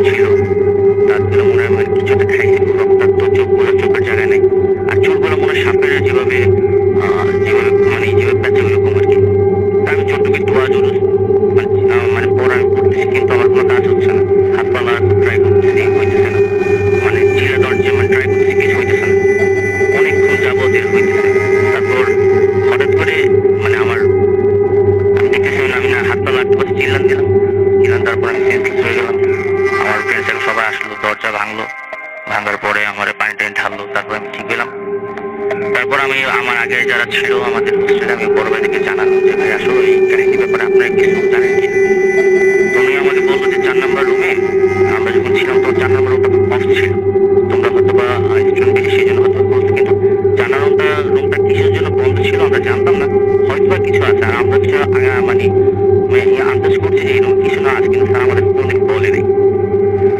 তা আমরা প্রতিনিয়ত আপনার এই কান্না বা মানে আমার সাথে মানে নিত্য নয় মানে এটা হইতেছে, বাচ্চার কান্না বা মহিলা হাসি ওরা মানে আমার সাথে হইতেছে। তো হওয়ার পর আমি আমার আব্বুকে জানালাম। আব্বু আবার হুজুরের সাথে কথা বললো, হুজুরকে নিয়ে আমি আমার হোস্টেলে একদিন গেলাম। যাওয়ার পরে উনি অনেকক্ষণ মানে আমার হোস্টেলটা ঘুরলো, ঘোরার পর আমার থেকে জানতো, আমার জানলো, আমার ফ্রেন্ড থেকে জানলো। জানার পরে উনি আমার কিছু বলবো না, আমার আব্বুকে বলছে। আমার আব্বু থেকে আমার শোনা যে দীর্ঘদিন প্রায় অনেক বছর আগে এটা একটা মহিলা হোস্টেল ছিল, এটা একটা লেডিস হোস্টেল ছিল। একটা মেয়ে বিয়ে করার আগে সন্তানের মা হয়ে গেছিল। তো এখানে বাচ্চারা অনেকদিন সে বাড়িতে যায় না, এখানে বাচ্চারা প্রসব করছিল। তারপর তার যে বয়ফ্রেন্ড ছিল সে তার এই বাচ্চাকে স্বীকার করে নেয়। 2-3 মাস যাওয়ার পর সে যখন তার ওই বয়ফ্রেন্ড তার বাচ্চাকে স্বীকার করতেছে না, তারপর নাকি সে তার বাচ্চাকে নিজের হাতে হত্যা করে নিজে 4 নম্বর রুমে আমি যে বেডে ঘুমাইতাম ওই বেডের উপরে সে ফাঁসি দিয়েছে। তারপর নাকি মানে অনেক তারপর থেকে নাকি হোস্টেলে মানে অনেকদিন বন্ধ ছিল, কারণ তারপর থেকে নাকি তার আত্মা বা অনেক বছর অফ ছিল, এটা 15 বছরের মতো অফ থাকার কারণে তারপর আমাদের আগে তার যে সিনিয়র ছিল তাদের থেকে স্টার্ট হয়েছে, কিন্তু তাদের সময় 4 নম্বর রুমটা অফ ছিল। তা আমাদের স্টুডেন্ট সংখ্যা বেশি হওয়ার কারণে আমরা ওই রুমে ছিলাম আর কি। এই হচ্ছে ভাই তারপরে আমার ঘটনা। Thank you so much. আমরা চলে যাবো আমাদের থার্ড যে অতিথিদের কাছে। আপনি এখানে চলে আসেন। হ্যাঁ, আপনার সাথে আমি নেক্সট ঘটনাটা আপনার কাছ থেকে শুনতে চাই এবং আপনার নামটা প্লিজ একটু বলবেন। আপনি অনেক দূর থেকে এসেছেন, আমরা সবাই জানি। তারপর আপনি আজকে আমাদের থেকে এসেছেন, আপনাকে অনেক ধন্যবাদ। এই ওয়েদারের মধ্যে এত দূর থেকে এসেছেন, থ্যাংক ইউ ভেরি মাচ। আমি চলে যাচ্ছি আপনার সাথে ঘটনায় এবং আপনার নামটা কি একটু বলবেন, কোথা থেকে এসেছেন সেটা আপনিই বলেন, তারপর আপনার ঘটনায় যাই। থ্যাংক ইউ রিসেল ভাই, থ্যাংক ইউ রাসেল ভাই। আমি মোহাম্মদ শাহরিয়ার হোসেন, আমি এসেছি গাজীপুর থেকে। আমি সরাসরি আমার ঘটনায় চলে যাচ্ছি। আমার ঘটনাটা আমার নিজের সাথেই ঘটা, আজ থেকে আরো প্রায় 2 বছর লাগে। সময়টা ছিল 2017 সাল। আমি তখন ক্লাস 10-এ পড়ি। তো আমরা 4-5টা ফ্রেন্ড, আমরা একটা টিচারের কাছে প্রাইভেট পড়তাম। সেইখানে আমরা যে 5 জন ফ্রেন্ড ছিলাম তার মধ্যে ছিল 2 জন মেয়ে আর ছিল 3 জন ছেলে। তো একদিন আমাদের স্যার একটু লেট করে আসার কারণে আমরা সব ফ্রেন্ড মিলে আড্ডা দিচ্ছিলাম। তার মধ্যে একটা মেয়ে ছিল, মেয়েটার নাম ঈশা। মেয়েটা বলতেছিল যে ও নাকি কিছু একটা ফিল করে, যে আশেপাশে কেউ আছে, ও মাঝে মধ্যে চিল্লানোর আওয়াজ পায়, বা এরকম যে ওর বাসার উপরের তালা যেটা অনেকদিন যাবৎ বন্ধ করেছিল সেখানে হয়তো মানে কোনো ফ্যামিলি মেম্বার এখনো আছে, সেখানে বাচ্চার দৌড়াদৌড়ি, ফ্যামিলির নয়েজ এক্সেট্রা এক্সেট্রা সে শুনতে পায়। কিন্তু সে পরের দিন সকালবেলা উঠে যখন তার মাকে যখন সব ঘটনা বললে পরে তার মা বলে যে না, তার মা কিছু শোনে না, ইনফ্যাক্ট তার বাবাও কিছু শোনে না, পুরো বিল্ডিং এর কেউ কিছু শোনে না, শুধুমাত্র ওই সব সময় শোনে। তো তখন আমাদের বলেছিল যে আমরা যখন জিজ্ঞাসা করছিলাম যে উপরের রুমটা কি জন্য বন্ধ, তখন সে বলেছিল যে তার উপরের রুমটা বন্ধ কারণ তাদের ওই রুমে প্রায় আরো 2 বছর আগে 2015 বা 16 সালের দিকে হয়তো ওই রুমে কেউ একজন কোনো একটা মেয়ে সুইসাইড করছিল ফার্স্ট। তো যার কারণে তারপর থেকে ওই রুমে আর কাউকে উঠতে দেওয়া হয় না, ওই রুম সবসময় অফ থাকে। তো আমি আর আমার বেস্ট ফ্রেন্ড মোনায়েম আমরা দুজন ওটা নিয়ে অনেক মজা নিলাম। আমরা দুজন বললাম যে না এগুলো কিছু না, তুই আমাদের ভয় পাওয়ানোর জন্য এগুলো বলতেছিস, এক্সেট্রা অনেক মজা নিলাম। তখন ও বললো যে ঠিক আছে, তাহলে তোরা যদি এগুলো দেখতে চাস একদিন আমার বাসায় থাক, আমার বাসায় থাকলে তোরা বুঝতে পারবি, তোরা জিনিসটা হয়তো তোরাও ফিল করতে পারবি। তো তখন আমি আর মোনায়েম দুজনে চিন্তা করলাম যে কি করা যায়, বললাম যে ঠিক আছে তাহলে একদিন থাকি। তো বিষয়টা এই ঘটনাটাও আবার আমাদের একটা বড় ভাই আরাফাত হোসেন হৃদয় ভাই, ওনার সাথে শেয়ার করলাম। তো উনিও বললো যে ঠিক আছে সমস্যা নেই, তোমরা একদিন গিয়ে থাকো, থেকে দেখো কি হয়। পরে আমি আর মোনায়েম একদিন একটা ডেট ঠিক করলাম যে আমরা একদিন যাবো, এখানে গিয়ে তারপর থাকবো। আমাদের ফ্রেন্ড ঈশাকেও আমরা বললাম যে আমরা অমুক দিন আসতেছি। তো আমরা দুজনেই আমাদের বাসায় কিছু জানাইনি, কিছু না জানাই জাস্ট এমনিতেই নর্মালি আমরা বলছি যে আমরা বাইরে থাকবো। তো সেই রিজনটা নিয়ে আমরা ওখান থেকে এসে আমাদের ফ্রেন্ডের বাসায় এসেছি। তো তার আগে আমরা আবার ঈশাকে বলে রাখছিলাম আমি আর মোনায়েম যে আমরা দুজন ওই রুমটাতেই থাকবো যে রুমটাতে তালা বন্ধ করা আছে, যে মেয়েটা সুইসাইড করছিল। আমরা বলছিলাম ওইটা হচ্ছে ঈশাদের নিজস্ব বাসা। আমি বলছিলাম যে ওর বাবার থেকে যাতে যেভাবে হোক চাবিটা কালেক্ট করে আমাদেরকে দেয়, আমরা এখানে থাকবো। তো আমরা রাত্রে 10টা সাড়ে 10টার দিকে আমি আর মোনায়েম দুজনেই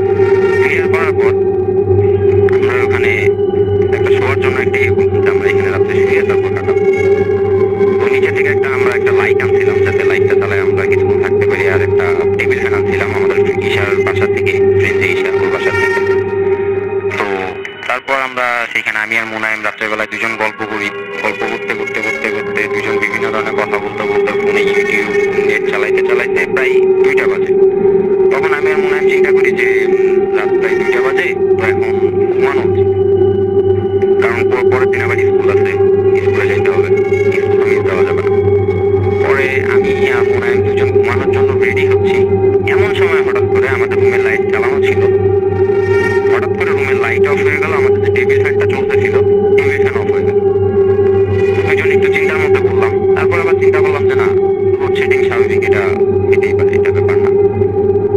পরে দুজনে মোবাইলে ফ্ল্যাশ চালানোর চেষ্টা করলাম। যখন ফ্ল্যাশ জানানোর জন্য আমরা ফোনটা অন করি, দুইজনের একজনের ফোনও তখন টোটালি চার্জ ছিল না। সেখানে আমরা 5 মিনিট আগেও দেখলাম যে আমার ফোনে 70% চার্জ আছে আর মুনাইমের ফোনে 80% চার্জ আছে। তারপরেও সেখানে আমরা পরে দেখতে পাই যে আমাদের ফোন অন হচ্ছে না। একটু চিন্তার মতো বললাম। তারপরে যখন আমাদের সাথে যে টর্চটা ছিল, সেই টর্চটা অন করার জন্য আমরা যখন টর্চটা অন করি, সেটা অন হচ্ছে না। তখন আরো বেশি আমাদের মধ্যে একটা ভয় কাজ করলো যে কি হচ্ছে আমাদের সাথে এটা। তো সাডেনলি আমরা এরকম করতে পারি যে আমরা দুইজন ছাড়াও হয়তো আমাদের রুমের মধ্যে আরো কেউ আছে। তখন পুরো রুম অন্ধকার, আমরা বুঝতে পারতেছি না কিছু, যে এখানে তো কিছু কোনো কিছু দেখাও যাচ্ছে না, আমাদের ফোন অফ, টর্চ অফ, আমরা কোনো কিছু দেখতেও পারতেছি না। এখানে যে কোনোভাবে দেখবো যে আমাদের এখানে কেউ আছে কিনা, আমরা দেখতে পাচ্ছি না। তো আমরা আস্তে আস্তে জানালার দিকে যখন আসলাম, জানালার দিকে বাইরে তাকায় দেখি যে সব জায়গায় কারেন্ট আছে, সব জায়গায় ইলেকট্রিসিটি আছে, বাট আমাদের রুমটার মধ্যে লোডশেডিং। তখন হঠাৎ করে আমরা আবার এরকম সাউন্ড পাই যে আমরা যে ছিলাম সেটা ছিল 6 তলা, তার উপরে হচ্ছে ছাদ। তো ওই বিল্ডিং এর ছাদে অনেকজন মানুষ একসাথে হাঁটাহাঁটি করতেছে। ইনফ্যাক্ট এরকম যে একটা মাঠে যদি ফুটবল খেলা হয় তাহলে সেখানে অনেক প্লেয়ার থাকে, আর সেই ছাদেও এরকম মনে হচ্ছে যে হয়তো উপরে ফুটবল খেলা হচ্ছে। তো দুইজনে চিন্তা ভাবনা করলাম যে এত রাত্রে তো ছাদে এত মানুষ আসার কথা। তারপরও মোটামুটি একটা করলাম যে হয়তো আমাদের সাথে খারাপ কিছু হতে যাচ্ছে। তারপর আমরা যে রুমটা ছিলাম, আমাদের ফ্ল্যাটে, আমাদের রুম থেকে পাশের রুম থেকে আমরা সাউন্ড পাই যে সেখানে কোনো একটা মহিলা তার মেয়েকে শাসন করতেছে, অনেক বকাঝকা করতেছে, কোনো একটা রিজনের কারণে অনেক বকাঝকা করতেছে। আমি আর মুনায়েম দুইজনের হাত ধরলাম, দুইজনের হাত ধরে পাশের রুমে যাওয়ার জন্য ট্রাই করলাম। গিয়ে দেখলাম কিছু নাই, মানে কিছুটা বাইরের থেকে আলো এসে কিছুটা দেখা যাচ্ছিল। তখন আমরা দেখলাম যে না, ওখানে কিছু নেই। তারপর সেইখান থেকে আমি আর মুনায়েম চিন্তা করলাম যে না, এখন আর এই রুমে থাকা যাবে না, যদি এখানে থাকি আমাদের সাথে আজকে রাত্রে অনেক খারাপ কিছু হয়ে যাবে। তো বাইরে যাওয়ার জন্য ট্রাই করলাম। যখন ট্রাই করলাম তখন দেখলাম যে আমাদের যে মেন যে দরজাটা, সেটা কোনোভাবেই আমরা অন করতে পারতেছি না। আমরা যে খুলে যে বাইরে যাবো, এটা কোনোভাবেই পসিবল হচ্ছে না। দরজাগুলো ট্রাই করলাম, জানালাগুলো ট্রাই করলাম, কোনোভাবেই কোনো জানালা বা দরজা কোনো লক আমরা করতে পারতেছি না। তখন কি করবো, দুজনে চিন্তা ভাবনা করলাম। দুইজনে আবার আমরা আগে যেখানে বেড করছিলাম কোনো মতে ফিরে এসে দুইজনে মিলে যতটুকু সোরা, তারপর হচ্ছে দৌড় ছুরি, আমরা যা জানতাম সবকিছু পড়া শুরু করলাম। দুইজনে পড়লাম। দুইজনে অনেকটা ঘাবড়ে গেছিলাম। দুজন মানে রাতে সেই সময় অনেকটা ঠান্ডা পড়ে গেছিল। হয়তো সেই সময় 4টা থেকে 4:30 বাজে। এরকম আমাদের সাথে আরো হচ্ছে, বিভিন্ন সময় মনে হচ্ছে যে আমাদের পাশ দিয়ে কেউ ঘুরতেছে, বিভিন্ন সময় মুনাইমের মনে হচ্ছে ওরে কেউ ডাকতেছে, আমার মনে হচ্ছে আমার পাশ থেকে আমার কেউ ফিস করে কোনো কথা বলতেছে। এরকম হইতে একটা সময় আমাদের কানে ফজরের আজানের সাউন্ড আসে। যখন আমাদের কানে ফজরের আজানের সাউন্ড আসে তখন চিন্তা করি যে না, এখন হয়তো আমরা কিছুটা সেফ, এখন আর কোনো মতেই রুমের মধ্যে থাকা যাবে না। তখন অনেক চেষ্টা করে, অনেক ঘুমে, অনেক ধাক্কাধাক্কি করে, অনেক কিছু ট্রাই করে, অনেক ফোন ট্রাই করার পরে রুমের দরজাটা খুললো। যখন খুললো, আমি আর মুনায়েম আমাদের দুজনের ফোন আর টর্চটা নিয়ে এক দৌড় দিয়ে আমাদের বাসার থেকে কিছুটা সামনে একটা মসজিদ ছিল, আমরা এক দৌড়ে মসজিদে যাই দুজনে। মসজিদে যাওয়ার পর দুইজনে উঁচু করে ফজরের নামাজ পড়ি। ফজরের নামাজ পড়ার পর আমরা হুজুরের সাথে কথা বলি, হুজুরকে সবকিছু বলে দিয়েছে ঘটনাটা। হুজুরকে বলার পরে হুজুর আমাদেরকে ছেড়ে দেয়, মানে হুজুরা যেভাবে ছাড়ে সেভাবে ছেড়ে দেয়। ছেড়ে দেওয়ার পরে বলে যে তোমরা ওই বিল্ডিং এর আশেপাশে কখনো যেও না, আর এগুলা অনেক সময় থাকে, তো এগুলার সাথে এরকম মানে মজা করা ঠিক না, নিজের লাইফ নিয়ে এরকম ভিতরে যাবা না। তারপর আমরা দুজন সকালবেলায় বাসায় চলে আসি, আমাদের যার বাসায় চলে আসি। বাসায় আসার পরে গোসল করে আমাদের তখন আর শরীরে এতটুকু শক্তি ছিল না যে আমরা তখন আবার স্কুলে যাব। তো আমরা যার মতো বেডে শুয়ে পড়ি। তারপর থেকে প্রায় 1 সপ্তাহ মতো আমাদের দুইজনেরই জ্বর ছিল। 1 সপ্তাহ পরে আমরা যখন সুস্থ হয়ে আমরা যখন স্কুলে ব্যাক করি, তখন আমাদের ফ্রেন্ড ঈশা, যার বাসায় আমরা ছিলাম, সে আমাদেরকে বলে যে তোরা সকালবেলায় আমাদের দরজায় নকও করলি না, কোনো কিছু করলি না, তোরা আমার বাসার সামনে চাবিটা দিয়ে চলে গেলি।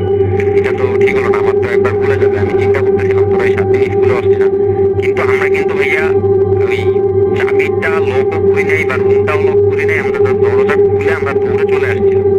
আসলে পরে এই জিনিসটা আমাদের কাছে অনেকটা অবাক লাগে যে আমরা যেখানে দৌড়ে রুম থেকে চলে আসছিলাম, সেখান থেকে কিভাবে দরজা লক হয়। আবার টেবিল ফ্যান, ইনফ্যাক্ট যে লাইটটা আমরা নিয়ে আসছিলাম, টর্চ লাইটটা নিয়ে আসছিলাম, সব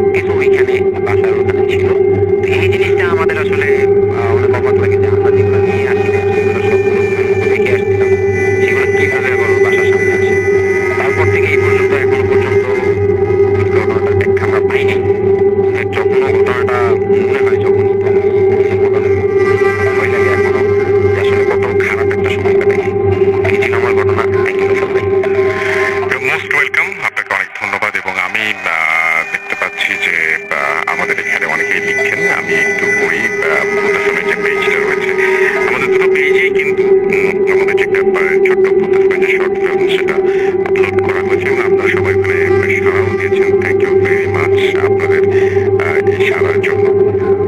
আমি দেখতে পাচ্ছি যে আমাদের এখানে অনন্য তো আছেন বগুড়া থেকে। এলিনা এলিন আমার সাথে আছেন, লিখেছেন হাউ আর ইউ রাসেল ভাই। হ্যালো রাসেল ভাই জানিয়েছেন। মাহদি খান রাকা আমাদের লিখেছেন ভয় যায়। সাইম রহমান লিখেছেন অনেক ভয় লাগছে। এমডি সাগর হাওলাদার লিখেছেন অনেক ভয় লাগছে। এম এ রহিম খুলনা থেকে শুনছেন তিনি। ইমন খান হৃদয় শুনে হিমু আসছে ঘটনাটি শুনে, এই ঘটনাটি তিনি শুনলেন। আচ্ছা ওকে। লিমন স্নাইপার আমার সাথে আছেন এবং আজকে ফার্স্ট কমেন্ট করলেন।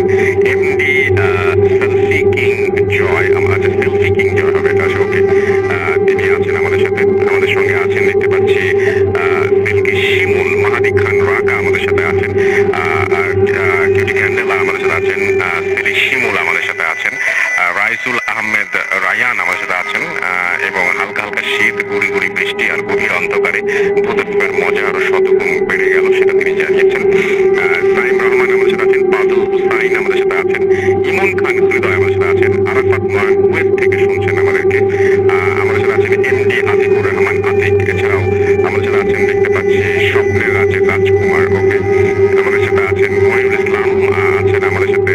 শেহতাজ শামীম, এম এ জরিফাত আমাদের সাথে আছেন এবং আমাদের সাথে আছেন দেখতে পাচ্ছি ইমন খান হৃদয় আছেন। এমডি সাগর হাওলাদার আছেন আমাদের সাথে। আরো তানজিল আহমেদ সহ আরো অনেকেই। ভিডিও ফুটেজ যে পেজটা, সেই পেজ থেকে যদি পড়ি তাহলে এখানে আমি দেখতে পাচ্ছি অনেকেই আমাদের এখানে কমেন্ট করছেন এবং আমাদের এইখানে যারা লিখছেন তাদের মধ্যে আমি দেখতে পাচ্ছি যারা আছেন, আমি একটু পড়ে শোনাই তাদের নাম। আমাদের সঙ্গে আছেন দেখতে পাচ্ছি এখানে মুশফিকুল ইসলাম, মুশফিকুল ইসলাম, অয়ন সরকার আমাদের সাথে আছেন। আমাদের আছেন শাহি, মেরিনা নীল, নাজমুল হুসাইন আমাদের সাথে আছেন। রাজ আমাদের সাথে আছেন। মায়ের বাঁধন আমাদের সাথে আছেন। নূপুর আক্তার, ডক্টর আলিফের স্টোরিগুলো শুনতে চাই, গত সপ্তাহে এসেছিলেন। সজীব আহমেদ আমাদের সাথে আছেন এবং বৃষ্টি রাতে শোনার মজাই আলাদা, সেটা জানিয়েছেন। অন্তু আমাদের সাথে আছেন। আমাদের সাথে আছেন দেখতে পাচ্ছি তাজিমুল ইসলাম আমাদের সাথে আছেন দেখতে পাচ্ছি। মঞ্জুর পাপি আছেন আমাদের সঙ্গে দেখতে পাচ্ছি। মিজানুর রহমান এবং তিনি টার্কির ইস্তাম্বুল থেকে শুনছেন, আমাদেরকে ছবি পাঠিয়েছেন তিনি অলরেডি। আমাদের সাথে আমাদের সাথে আছেন ঈশিতা আছেন আমাদের সাথে। মিরাজুল ইসলাম পবিত্র আছেন। নীলাশা আমাদের সাথে আছেন। খায়রুল ইসলাম আছেন আমাদের সঙ্গে। আফজাল আহমেদ আছেন। শহীদ আলী ইমতিয়াজ সহ আরো অনেকে। আরেকটা স্টোরি আসলে আমার কাছে এই মুহূর্তে আছে যেটা বেসিক্যালি একটা ইমেল এবং সেই ইমেলটা আমি একটু শিওর হচ্ছি, মনে হয় এটা পড়া হয়, আমি একটু পড়ে শোনাই আপনাদেরকে, আশা করছি ভালো লাগবে। চলুন আমরা আরেকটা ইমেল পড়ে ফেলি আজকে। লিখেছেন, আসসালামু আলাইকুম রাসেল ভাই, আমি চাই আপনি আমার ঘটনাটি পড়ে শোনান। এই ঘটনাটি আমার মায়ের মুখ থেকে শোনা। আমার নানু বাড়ি হবিগঞ্জ জেলার নবীগঞ্জ থানার ঘোলডুবাগ নামক গ্রামে। আমার নানু বাড়ি তখনকার সময় ছিল গ্রামের শেষ মাথায়। এখন অবশ্য গ্রাম অনেক বড়, 80 দশকের কথা বলছি আমি। আমার নানু বাড়ি দেখতে অনেকটাই আই শেপের মতো। এক সারিতে 4টি পাকা দালান, বাড়ির সামনে উঠোন, তারপর সমান্তরালে বসার ঘর, বাংলা ঘর বলা হয়ে থাকে। বাড়ির পেছনে পুকুর, বাঁশঝাড়, তারপর ধুধু প্রান্তর। আল আমিন আমার মায়ের চাচাতো ভাইয়ের ছেলে, বয়স 3 বছর, বেশ ফর্সা, দেখতে খুব সুন্দর ছিল আর খুব চঞ্চল ছিল বলে রাখা ভালো। আমার নানু বাড়ির পেছন দিকটা বেশ ভয়ানক ছিল। গ্রামের শেষ মাথায় হওয়ার কারণে দিনের বেলায় ও নিস্তব্ধতা বিরাজ করত। আর ওই দিকটা অনেকেরই অনেক ভয়ের অভিজ্ঞতা আছে। সেটা না হয় আজ না বলি, ফিরে আসি আল আমিনের কথায়। ওই দিন দুপুর থেকেই আল আমিনকে খুঁজে পাওয়া যাচ্ছিল না। খুঁজতে খুঁজতে বিকেলের দিকে তাকে পাওয়া যায় বাঁশঝাড়ের নিচে। ঘরে নিয়ে আসা হয় তাকে। সংজ্ঞা ফিরে পেলে সে বলে পুকুরের পাড়ে খেলতে গিয়েছিল। তারপর আর কিছু মনে নেই। সমস্যা শুরু হয় সন্ধ্যার পরে। ধীরে ধীরে তার কিছুই হতে থাকে। অদ্ভুত ভঙ্গিতে মূর্ছতে থাকে।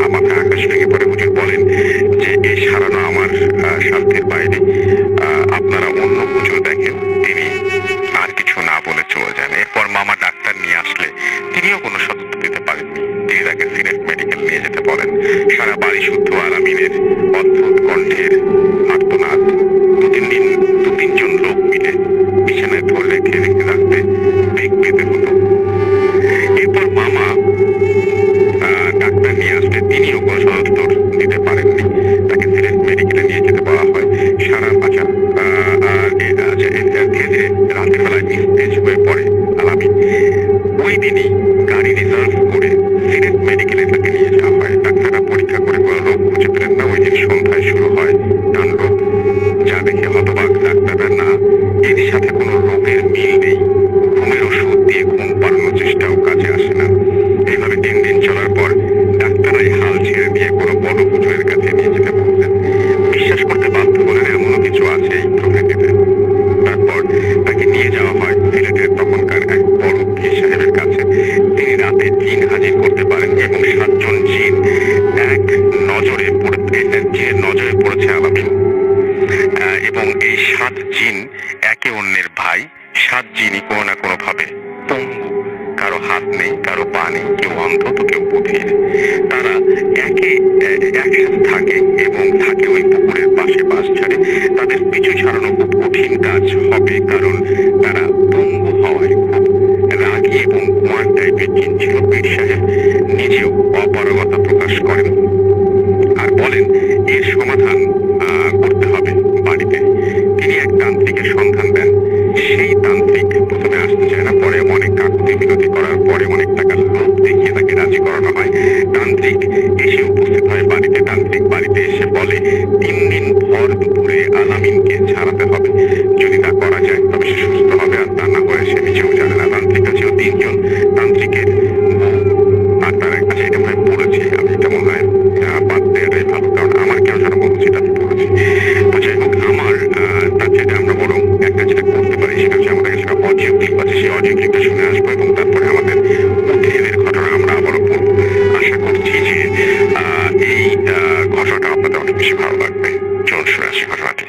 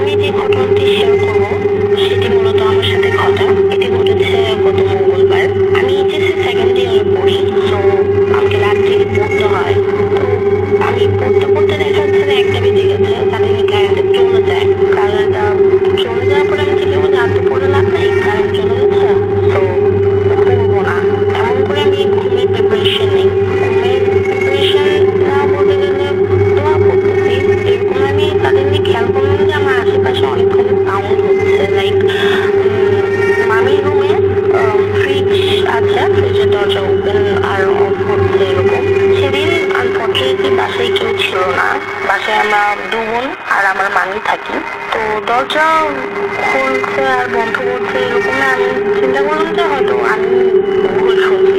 তারপরে চিন্তা একবার চেক করে আসি। তো মোবাইলের ফ্ল্যাশ লাইটটা আমি দিয়ে ওখানে আমি গেলাম, তারপরে দেখলাম যে ফ্রিজটা ওপেন।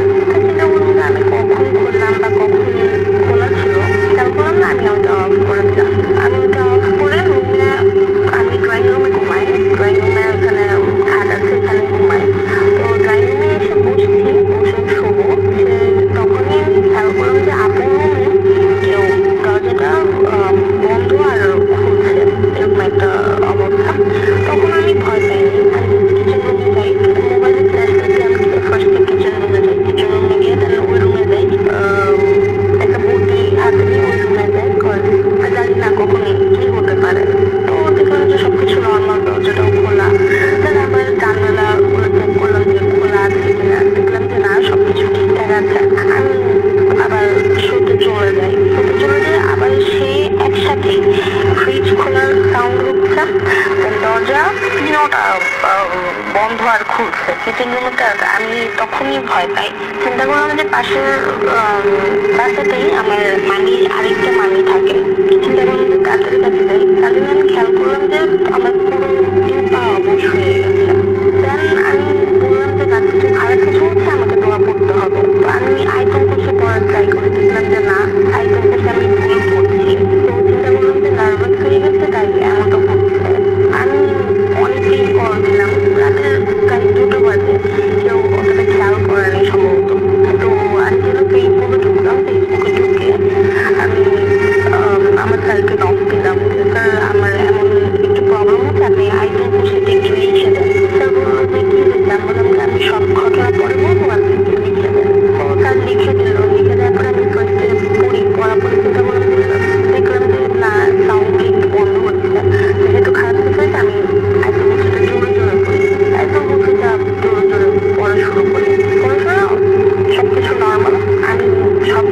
করে ঘুমাই যায়। এর পরের দিন সকালে আমি কলেজ কোচিং এমন এগুলো করতে করতে রাতের 7টা বেজে যায়। আমি ঘরে আসি, ঘরে এসে শাওয়ার করি। শাওয়ার করে এসে আমার কাজিনরা পড়ে আমার কাছে, তো তাদেরকে পড়ায়। এইভাবে পড়তে পড়তে রাতের প্রায় 12টা বাজে। আবার সে সাউন্ড, দরজা খুলছে, অফ করছে। এবার তো এইসব সাউন্ডের জন্য চিন্তা করবো যে না, এগুলো নেওয়া যাবে না। আমি তাড়াতাড়ি করে উজু করে তাহাজ্জুদের নামাজ পড়ি। তাহাজ্জুদের নামাজ পড়ার পর তখন আমার মনে হচ্ছে আমার আশেপাশে কেউ একজন আছে। তারপরে উজু করা অবস্থায় ছিলাম, তাই আলাদা কিছু হয়নি। আমি আবার ঘুমাইতে পরের দিন সকালে তাড়াতাড়ি উঠে মামিকে বললাম যে মামা এই প্রবলেম হচ্ছে, এটা সলভ করে দেবো। তো আমার মামা বলছে তুমি আগে বলো কেন যে প্রবলেমটা হচ্ছে, 2 দিন ধরে প্রবলেমটা হচ্ছে। তো আমি বললাম যে আচ্ছা মামা, বুঝি নেই, রাতের বেলা সবাই ভয় পাবে এরকম কিছু চিন্তা করে আমি বুঝি নেই, বাট প্রবলেমটা সলভ করে দেবো। তো মামা মসজিদে ইমামকে ডেকে নিয়ে আসেন। উনি বিল্ডিং এ ঢুকবেন না, বলতেছে কি না এখানে বলো, আর বিল্ডিং এ ঢুকবো না, আমাকে বাইরে বসার ব্যবস্থা করে দেবো। বাইরে বসার ব্যবস্থা করে দেওয়া হলো। এরকম করার পর হুজুর বলতেছে কি তুমি কি ছাদে যাও দুপুরে বা রাতে? আমি বললাম যে হ্যাঁ হুজুর, আমি দিনের বেলা যাই না, রাতের বেলা মাঝে মধ্যে 1 বা 2 বার এইভাবে যাই। তো বলে রাখি যে আমাদের নানু বাসার বিল্ডিংটা 4-5 তলা কনস্ট্রাকশনের কাজ চলছে, মানে এখন কমপ্লিট না, জাস্ট পিলার ছাদটাই দেওয়া হয়েছে। তো এরকমই আর 3 তলা পর্যন্ত কমপ্লিট। তো হুজুর বললো যে আচ্ছা ঠিক আছে, সমস্যা নেই, তুমি ছাদে গেছো, ওইখানে 2টা জিন থাকে, জিনগুলো খারাপ, তারা অনেকদিন ধরে সুযোগ খুঁজতেছিল, বাট সুযোগটা পায়নি। কালকে আর পরশু সুযোগটা পেয়ে গেছে খুব ভালোভাবে। আমি বললাম যে এই প্রবলেমটা সমাধানটা কি হবে? তো বলে হ্যাঁ সমাধান আছে, রাতের একটা গরু জবাই করে রাতের বেলা 1 বাটি রক্ত 3 রাস্তা মধ্যে রেখে আসতে হবে, আর 1 বাটি রক্ত 4-5 তলে রেখে আসতে হবে, 2টা বাটি, টোটাল 3টা বাটি। আমার মনে হচ্ছে ঠিক আছে, এরপরে যে গরুটা জবাই হবে ওটাই মিসকিনকে খাওয়াই দিতে বললাম। তো ওই কাজটা করলাম। আপুকে বলা হলো, আমার আপুকে বলা হলো মামা সবকিছু শেয়ার করে। তো আপু কি করে একটা গরু নিয়ে আসে, 1 কালারের গরু ছিল, গরু নিয়ে এসে গরুটা জবাই করে। জবাই করার পরে রক্তগুলো আমাকে মাঝরাতে 2টার দিকে আমি 3 রাস্তা মোড়ে দিয়ে আসতে হবে। তো আমি এটা করতে যেতে আব্বু বারবার জিজ্ঞেস করে, যেহেতু আমি ছোট, আমি জিজ্ঞেস করে যে তুমি পারবা কিনা। তো আমি বললাম যে না পারবো, ইনশাল্লাহ পারবো। আমি উজু করে নেই, উজু করে হাতে একটা লাইট রাখি যাতে কোনো ধরনের সমস্যা না হয়। আই ডোন্ট নো লাইটটা কেন রাখা হয়েছে, আমার হাতে লাইট ধরে দিয়েছে। তো আমি যাই, রক্তটা রেখে চলে আসবো। হুজুর আগেই বলে দিয়েছিল যে যখন রক্তটা রেখে চলে আসবো পিছনে ফিরে তাকাবে না, তোমাকে অনেকেই ডাকতে পারে, যদি তাকাতে সমস্যা হবে, এরকম একটা বলে দিয়েছে হুজুরে। তো আমি রক্তটা রেখে যে দৌড় মারি, দৌড় মারার টাইমে এমন হচ্ছে যে আমার পাটা মচকে যায়, আমি খুবই খারাপভাবে ব্যথা পাই। আমি নিচে বসে যাই। তো আমি চিন্তা করলাম যে একটা পিছনে তাকে দেখি কি হচ্ছে, আসলে কিউরিওসিটি কাজ করতেছিল। তো কি হচ্ছে এটা দেখে তারপরে চিন্তা করলাম যে না আমি দেখবো। এরপর আচ্ছা দেখে নিই, চলে আসছি। চলে আসার পরে নেক্সট মিশন ছিল 4-5 তলায় রক্তের বাটি রেখে আসতে হবে। আমি গেলাম, ফার্স্টে 5 তলায় গেলাম। 5 তলায় গিয়ে আমি বাটিটা রেখে আসলাম। তারপরে তখন ওইখানে তেমন একটা প্রবলেম না, আমি খুব তাড়াতাড়ি নামিয়ে আসছি। তো 4 তলায় রক্তের বাটিটা রেখে চলে আসার টাইমে দেখলাম যে আমার নানু ডাকতেছে। আর আমার নানু মারা গেছে 2015-এ। তো আমার নানু ডাকতেছে। এরপরে আমার মামা ডাকতেছে। আমার মামা মারা গেছে প্রায় 5 থেকে 6 বছর এমন হবে। তো ওরা ডাকতেছে যখন শুনলাম, আমি দেখলাম যে না একবার ফিরে তাকাই কি আসছে, এছাড়া এমন কি। তারপর চিন্তা করলাম আমার ক্ষতি হবে, আমি জাস্ট একটা দৌড় দিই। 3 তলায় বাসা আছে, 3 তলায় একটা আন্টি থাকে, ওনার সব কাহিনী জানতো, কি কিছু দরজা খোলা রাখে। আমি ভেতরে ঢুকে গেছি, 4 তলা থেকে ডাইরেক্ট এক দৌড়ে ঢুকে যাই 3 তলায়। 3 তলায় আন্টি তাড়াতাড়ি গরম পানি দেয়, গরম পানি দিয়ে আমাকে আমার মুখ হাত ধোয়াই দেয়। ধোয়াই দেওয়ার পরে পানি বলতে তুমি বাসে যাও, বাসে গিয়ে গরম পানি দিয়ে গোসল করে ফেলো। তো করে ফেলি। এটা বেসিক্যালি সমস্যাটা হয় যখন আমার নানু মারা যায়। মারা যাওয়ার পরে আর কোনো ফাতেহা দেওয়া হয় না। আর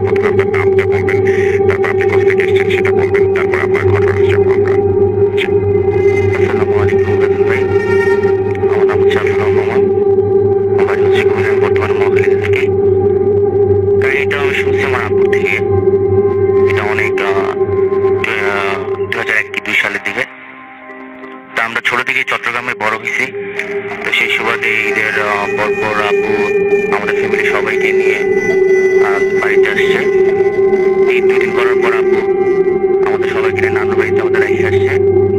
তো কথা বলতে তো মামাদের সাথে আড্ডা দিতে দিতে রাত 11টা বা 12টা হয়ে গেছে আর কি। আর আমার আব্বুর বাড়ি থেকে আমার নানুর বাড়ি তো 40 মিনিট হাঁটলে 40 মিনিট। তারপর আমাদেরকে রেখে আম্মুকে রেখে হঠাৎ আমার আব্বুর কাছে কল আসলো বা খবর আসলো যে আমার দাদু খুব অসুস্থ। সেই সুবাদে আব্বু নানুর বাড়িতে না থেকে চলে গেল আমাদের বাড়িতে। তো বাড়িতে আসছে আপনার একটা সাঁকু করে, মানে একটা খালের মধ্যে একটা সাঁকু করে, সাঁকুটা পার হয়ে আমাদের বাড়িতে আসতে হয় আমার দাদুর বাড়িতে। তো তখন সাঁকুটা কাছাকাছি আসার পর আমার আব্বু কিছু সাউন্ড একটু এই সাপ যখন ব্যাঙেরে ধরে এরকম একটা অন্যরকম একটা সাউন্ড ফিল করলো। আব্বুগুলো পাত্রে না, তো আমার বুয়া একটু কবিরাজ ছিল, আমার আব্বু একটু দোয়া কালাম পড়া শুরু করলো। তো সাঁকুটা ছিল আপনার বাঁশের। তো বাঁশ দিয়ে যখন আমার আব্বু যাইতেছিল, তো বাঁশটার সাঁকুটার অনেকক্ষণ ঝাঁকা ছিল আব্বুকে পানিতে ফালাই দেওয়ার জন্য। তারপর অনেকক্ষণ আব্বু বুঝতে পারছে বিষয়টা স্বাভাবিক না। অনেকক্ষণ যাবত আব্বু চেষ্টা করছে বাঁশটাকে ধরে রাখার জন্য, কিন্তু পারতেছে না। কিন্তু ওই সাইড থেকে দেখতেছে কোনো সময় বিড়ালের আওয়াজ করতেছে, কোনো সময় কুকুরের আওয়াজ করতেছে, একটা সময় এক একটা রূপ নিচ্ছে আর কি। তারপর যতটুকু সুরা কালাম পারে পড়তেছে কিন্তু ছাড়তেছে না, যত চেষ্টা ট্রাই করতেছে আব্বুটা পানিতে ফেলার জন্য। অলরেডি আব্বু হাত ফসকে একটা হাত ধরা ছিল, পা গুলো পানিতে পড়ে গেছে। তারপরে ঝাঁকাতেছে আব্বু, তখন পারতেছে না। তারপর যে কষ্ট করে ওই পারে গেছে। যাওয়ার পর আপনার পাশে বাসজার ছিল, আমাদের বাসজার। মনে হচ্ছে যে বাসজারটা একদম টোটালি একদম ভাইঙ্গা ছিল, ঘূর্ণিঝড় জলে যেভাবে হয় সেরকম একটা অবস্থা সৃষ্টি হচ্ছে, বাসজারের যে অবস্থাটা। তা আমার আব্বু বুঝতে পারতো, খুব ভয় পাইছে। কারণ একদিন চট্টগ্রাম ছিল, হঠাৎ করে বাড়িতে আসলে অনেক বছর পর এরকম জিনিসটা সে আশা করেনি। তারপর আমার আব্বুর হাতে একটা কালো টর্চ লাইট ছিল, অনেক বড়, একটা গরু আকৃতি ধারণ করলো। যে জিনিসটা আমার আব্বুর এতক্ষণ কুকুর সাজছে, বিড়াল সাজছে, বিভিন্ন পশু পাখি সাজছে, এখন গরু লাল একটা গরু সাজছে। আমার আব্বুর দিকে গাড়ি দেওয়ার জন্য সিং দিয়ে আঘাত করার জন্য দৌড়ে আসতেছে। আমার আব্বু কি করলো, হাতে একটা লাইটটা ছিল, সেই লাইট দিয়ে ওই গরুটার মাথায় মারার পর জিনিসটা ভ্যানিশ হয়ে যায়। জিনিসটা কি পলকের মধ্যে ভ্যানিশ হয়ে যায়। ভ্যানিশ হওয়ার পর থেকে সাউন্ডটা আবার করতেছে, ভ্যানিশ হওয়ার পর থেকে আওয়াজ সাউন্ডটা আবার করতেছে। আমার আব্বু দৌড় দিয়ে পাশে একটা ইয়ে থেকে আপনার বাড়ি থেকে চিকিৎসা অজ্ঞান হয়ে গেল। মহিলারা ধরাধরি করে রুমে নিছে। সকাল আব্বু সেন্স করার পরে এই কাহিনী বলছে। তো আমার দাদু আবার কবিরাজ ছিল, তো উনি আবার আমার আব্বুরে তাবিজ দেওয়ার পর তারপরে কোনো ঘটনা কোনো ক্ষতি হয় নাই। তারপর আব্বু স্বাভাবিক। এই ছিল ভাই রাসেল ভাই আজকে আমার ঘটনা। থ্যাংক ইউ সো মাচ আপনার ঘটনার জন্য। আপনাকে অনেক ধন্যবাদ। আমরা ছোট্ট একটা ঘটনা যাবো, যে ঘটনাটি এটির একটা অডিও ক্লিপ, এবং সেই অডিও ক্লিপটা আমরা শুনে আসবো, তারপরে আবারও ফিরে আসবো। আশা করছি সেই পর্যন্ত আমাদের সঙ্গে থাকবেন।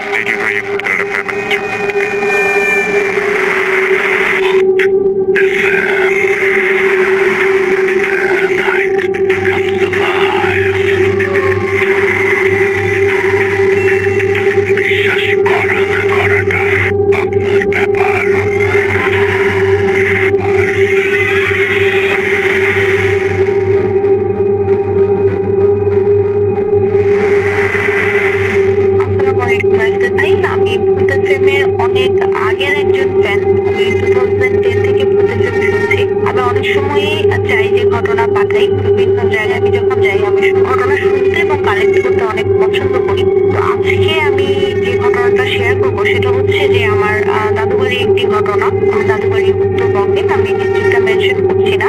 আমি বর্তমানে খাগড়াছড়িতে আছি। আমার গভর্নমেন্ট জবের পারপাসে বিভিন্ন সময় বিভিন্ন জায়গায় হয়তো পোস্টিং থাকে। তো বর্তমানে আমি খাগড়াছড়ি আছি। সেখান থেকে এখনো কোনো কাহিনী বা ঘটনা আমি এখনো কালেক্ট করতে পারিনি। তো আমি ঘটনায় ফিরে যাই, আমার দাদুবাড়ির যে ঘটনা। তো দাদু বাড়িতে আসলে একদম, আমার দাদু বাড়ি একদম অজপাড়া গায়ে। সেখান থেকে প্রত্যেক বছরই দেখা যায় যে যখন কোনো কাজ থাকে না, 2 মাস 3 মাস এরকম, তখন দেখা যায় যে ধানের মৌসুম কিংবা সরিষার মৌসুম যখন থাকে না, তখন যারা দিনমজুর বা শ্রমিক তারা চায় যে কিছু বাড়তি ইনকাম হোক, তখন তারা চলে যায় চিটাগাং, ঢাকা, বিভিন্ন মাটির তোলার কাজ হোক, সিমেন্টের কাজ হোক, এগুলো করে তারা কিছু বাড়তি ইনকামের আশা করে আর কি। তো এরকমই আমাদের গ্রাম থেকে এবার হচ্ছে 11 জন গিয়েছিল। ঘটনাটা আসলে 11 জনকে নিয়ে, 11 জন গিয়েছিল কোনো একটা জায়গায় যে তারা মাটি কাটার কাজ করতো আর কি। মাটি কাটা, বালু নিয়ে আসা, এক জায়গা থেকে অন্য জায়গায় এরকম কাজ করতো।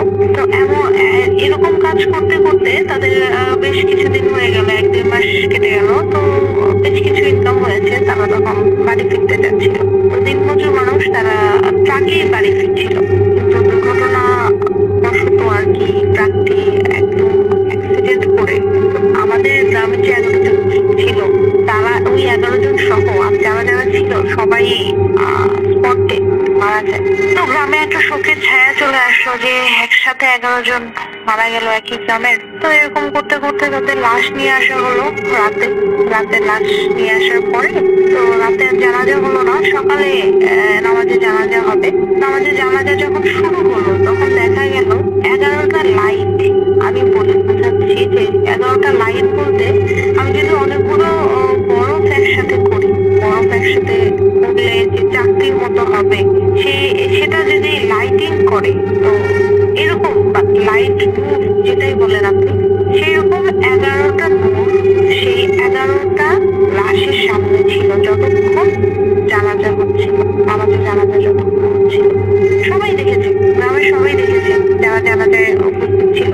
এবং জানাজার শেষে যখন লাশগুলোকে কবরস্থ করা হলো, তখনও কবরের আশেপাশে এই 11টা লাইট ছিল এবং হুট করে এগুলো ভ্যানিশ হয়ে গেল দাফনের পরে। তো গ্রামের সবার একটা কথা যে আসলে এরা তো দিনমজুর ছিল, হালাল ইনকাম করতো, ঘর ঝুড়িয়ে ইনকাম করতো। তো সবাই এটা পজিটিভলি দেখেছে যে হ্যাঁ, আল্লাহ হয়তো তাদেরকে শহীদ হিসেবে কবুল করেছেন, এরকম কিছু একটা সবাই পজিটিভলি দেখেছেন।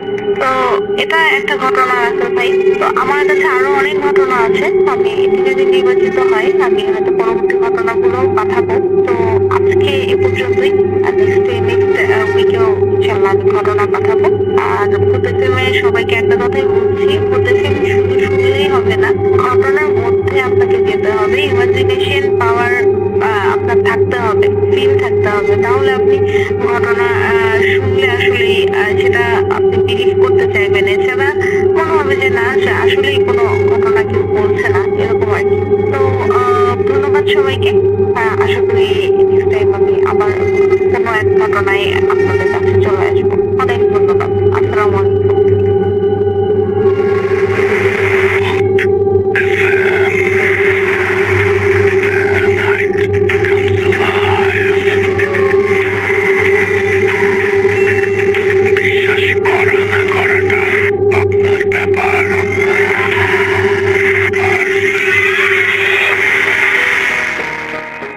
বিশ্বাস করা বা না করাটা আপনার ব্যাপার। লিসনিং টু রেডিও ফুর্তি এফএম, আমি রাসেল আছি সাথে, এবং চলছে ভূত এফএম। এবং আমি দেখতে পাচ্ছি এমডি হাসান খান আমাদের সাথে আছেন, সিলেট থেকে লিখেছেন আউটডোর শো করতে বলেছেন। আমরা এরপরে সিলেটে যাওয়ার টার্গেট আসলে, দেখা যাক কি হয়। আমাদের সাথে আছেন দেখতে পাচ্ছি সৌমিক, এছাড়াও টুকু শেখ যশোর থেকে আমাদের সাথে আছেন এমডি আমানুল্লাহ আকাশ, আমাদের সঙ্গে আছেন টুইটার থেকে শুরু করেছে পড়া, আস্তে আস্তে ফেসবুকে যাবো। আদিব আহমেদ ফারহান আমাদের সাথে আছেন, আমাদের সাথে আছেন এজার রাজ, এছাড়াও আছেন এবিএম আকাশ, সুজন আমাদের সাথে আছেন দেখতে পাচ্ছি মোহাম্মদ আবির পাঠান, এছাড়াও আছেন আমাদের সঙ্গে এমডি আমানুল্লাহ আকাশ জামালপুর থেকে, আবারও লিখেছেন ওকে। তুহিন ইসলাম আমাদের সঙ্গে আছেন, শেখ মুয়াজ্জেম আমাদের সঙ্গে আছেন দেখতে পাচ্ছি ফয়সাল খুশি, এছাড়া আছেন আমাদের সাথে মইনুর সাগর সহ আরো অনেকে। তো এই ছিল আমাদের যারা হচ্ছে আমাদের সাথে টুইটারে যোগাযোগ করছিলেন, তাদের কিছু আমি পড়ে শোনালাম। এখন আমি যাবো হচ্ছে আমাদের ফেসবুক পেজে। দুটো পেজ রয়েছে, www.facebook.com/radiofutti and www.facebook.com/bhutfm.russell। bhutfm.russell থেকে যদি পড়ি, তাহলে যারা আমাদের আজকে ঘটনা লেখা পাঠিয়েছেন বা লিখছেন, আমাদের কমেন্ট করছেন, তাদের কথাগুলো একটু জানিয়ে দিই আনোয়ার হোসেন আমাদের সঙ্গে আছেন এবং কঙ্গো থেকে তিনি শুনছেন। Oh my God, okay, thank you so much for being with us. আশা করছি পুরো সময় আমাদের সঙ্গে থাকবেন। আর জেড রাশেদ আমাদের সঙ্গে আছেন, আমাদের সঙ্গে আছেন রোবার বন্ধন কুমার, আচ্ছা নাটক থেকে তিনি শুনছেন।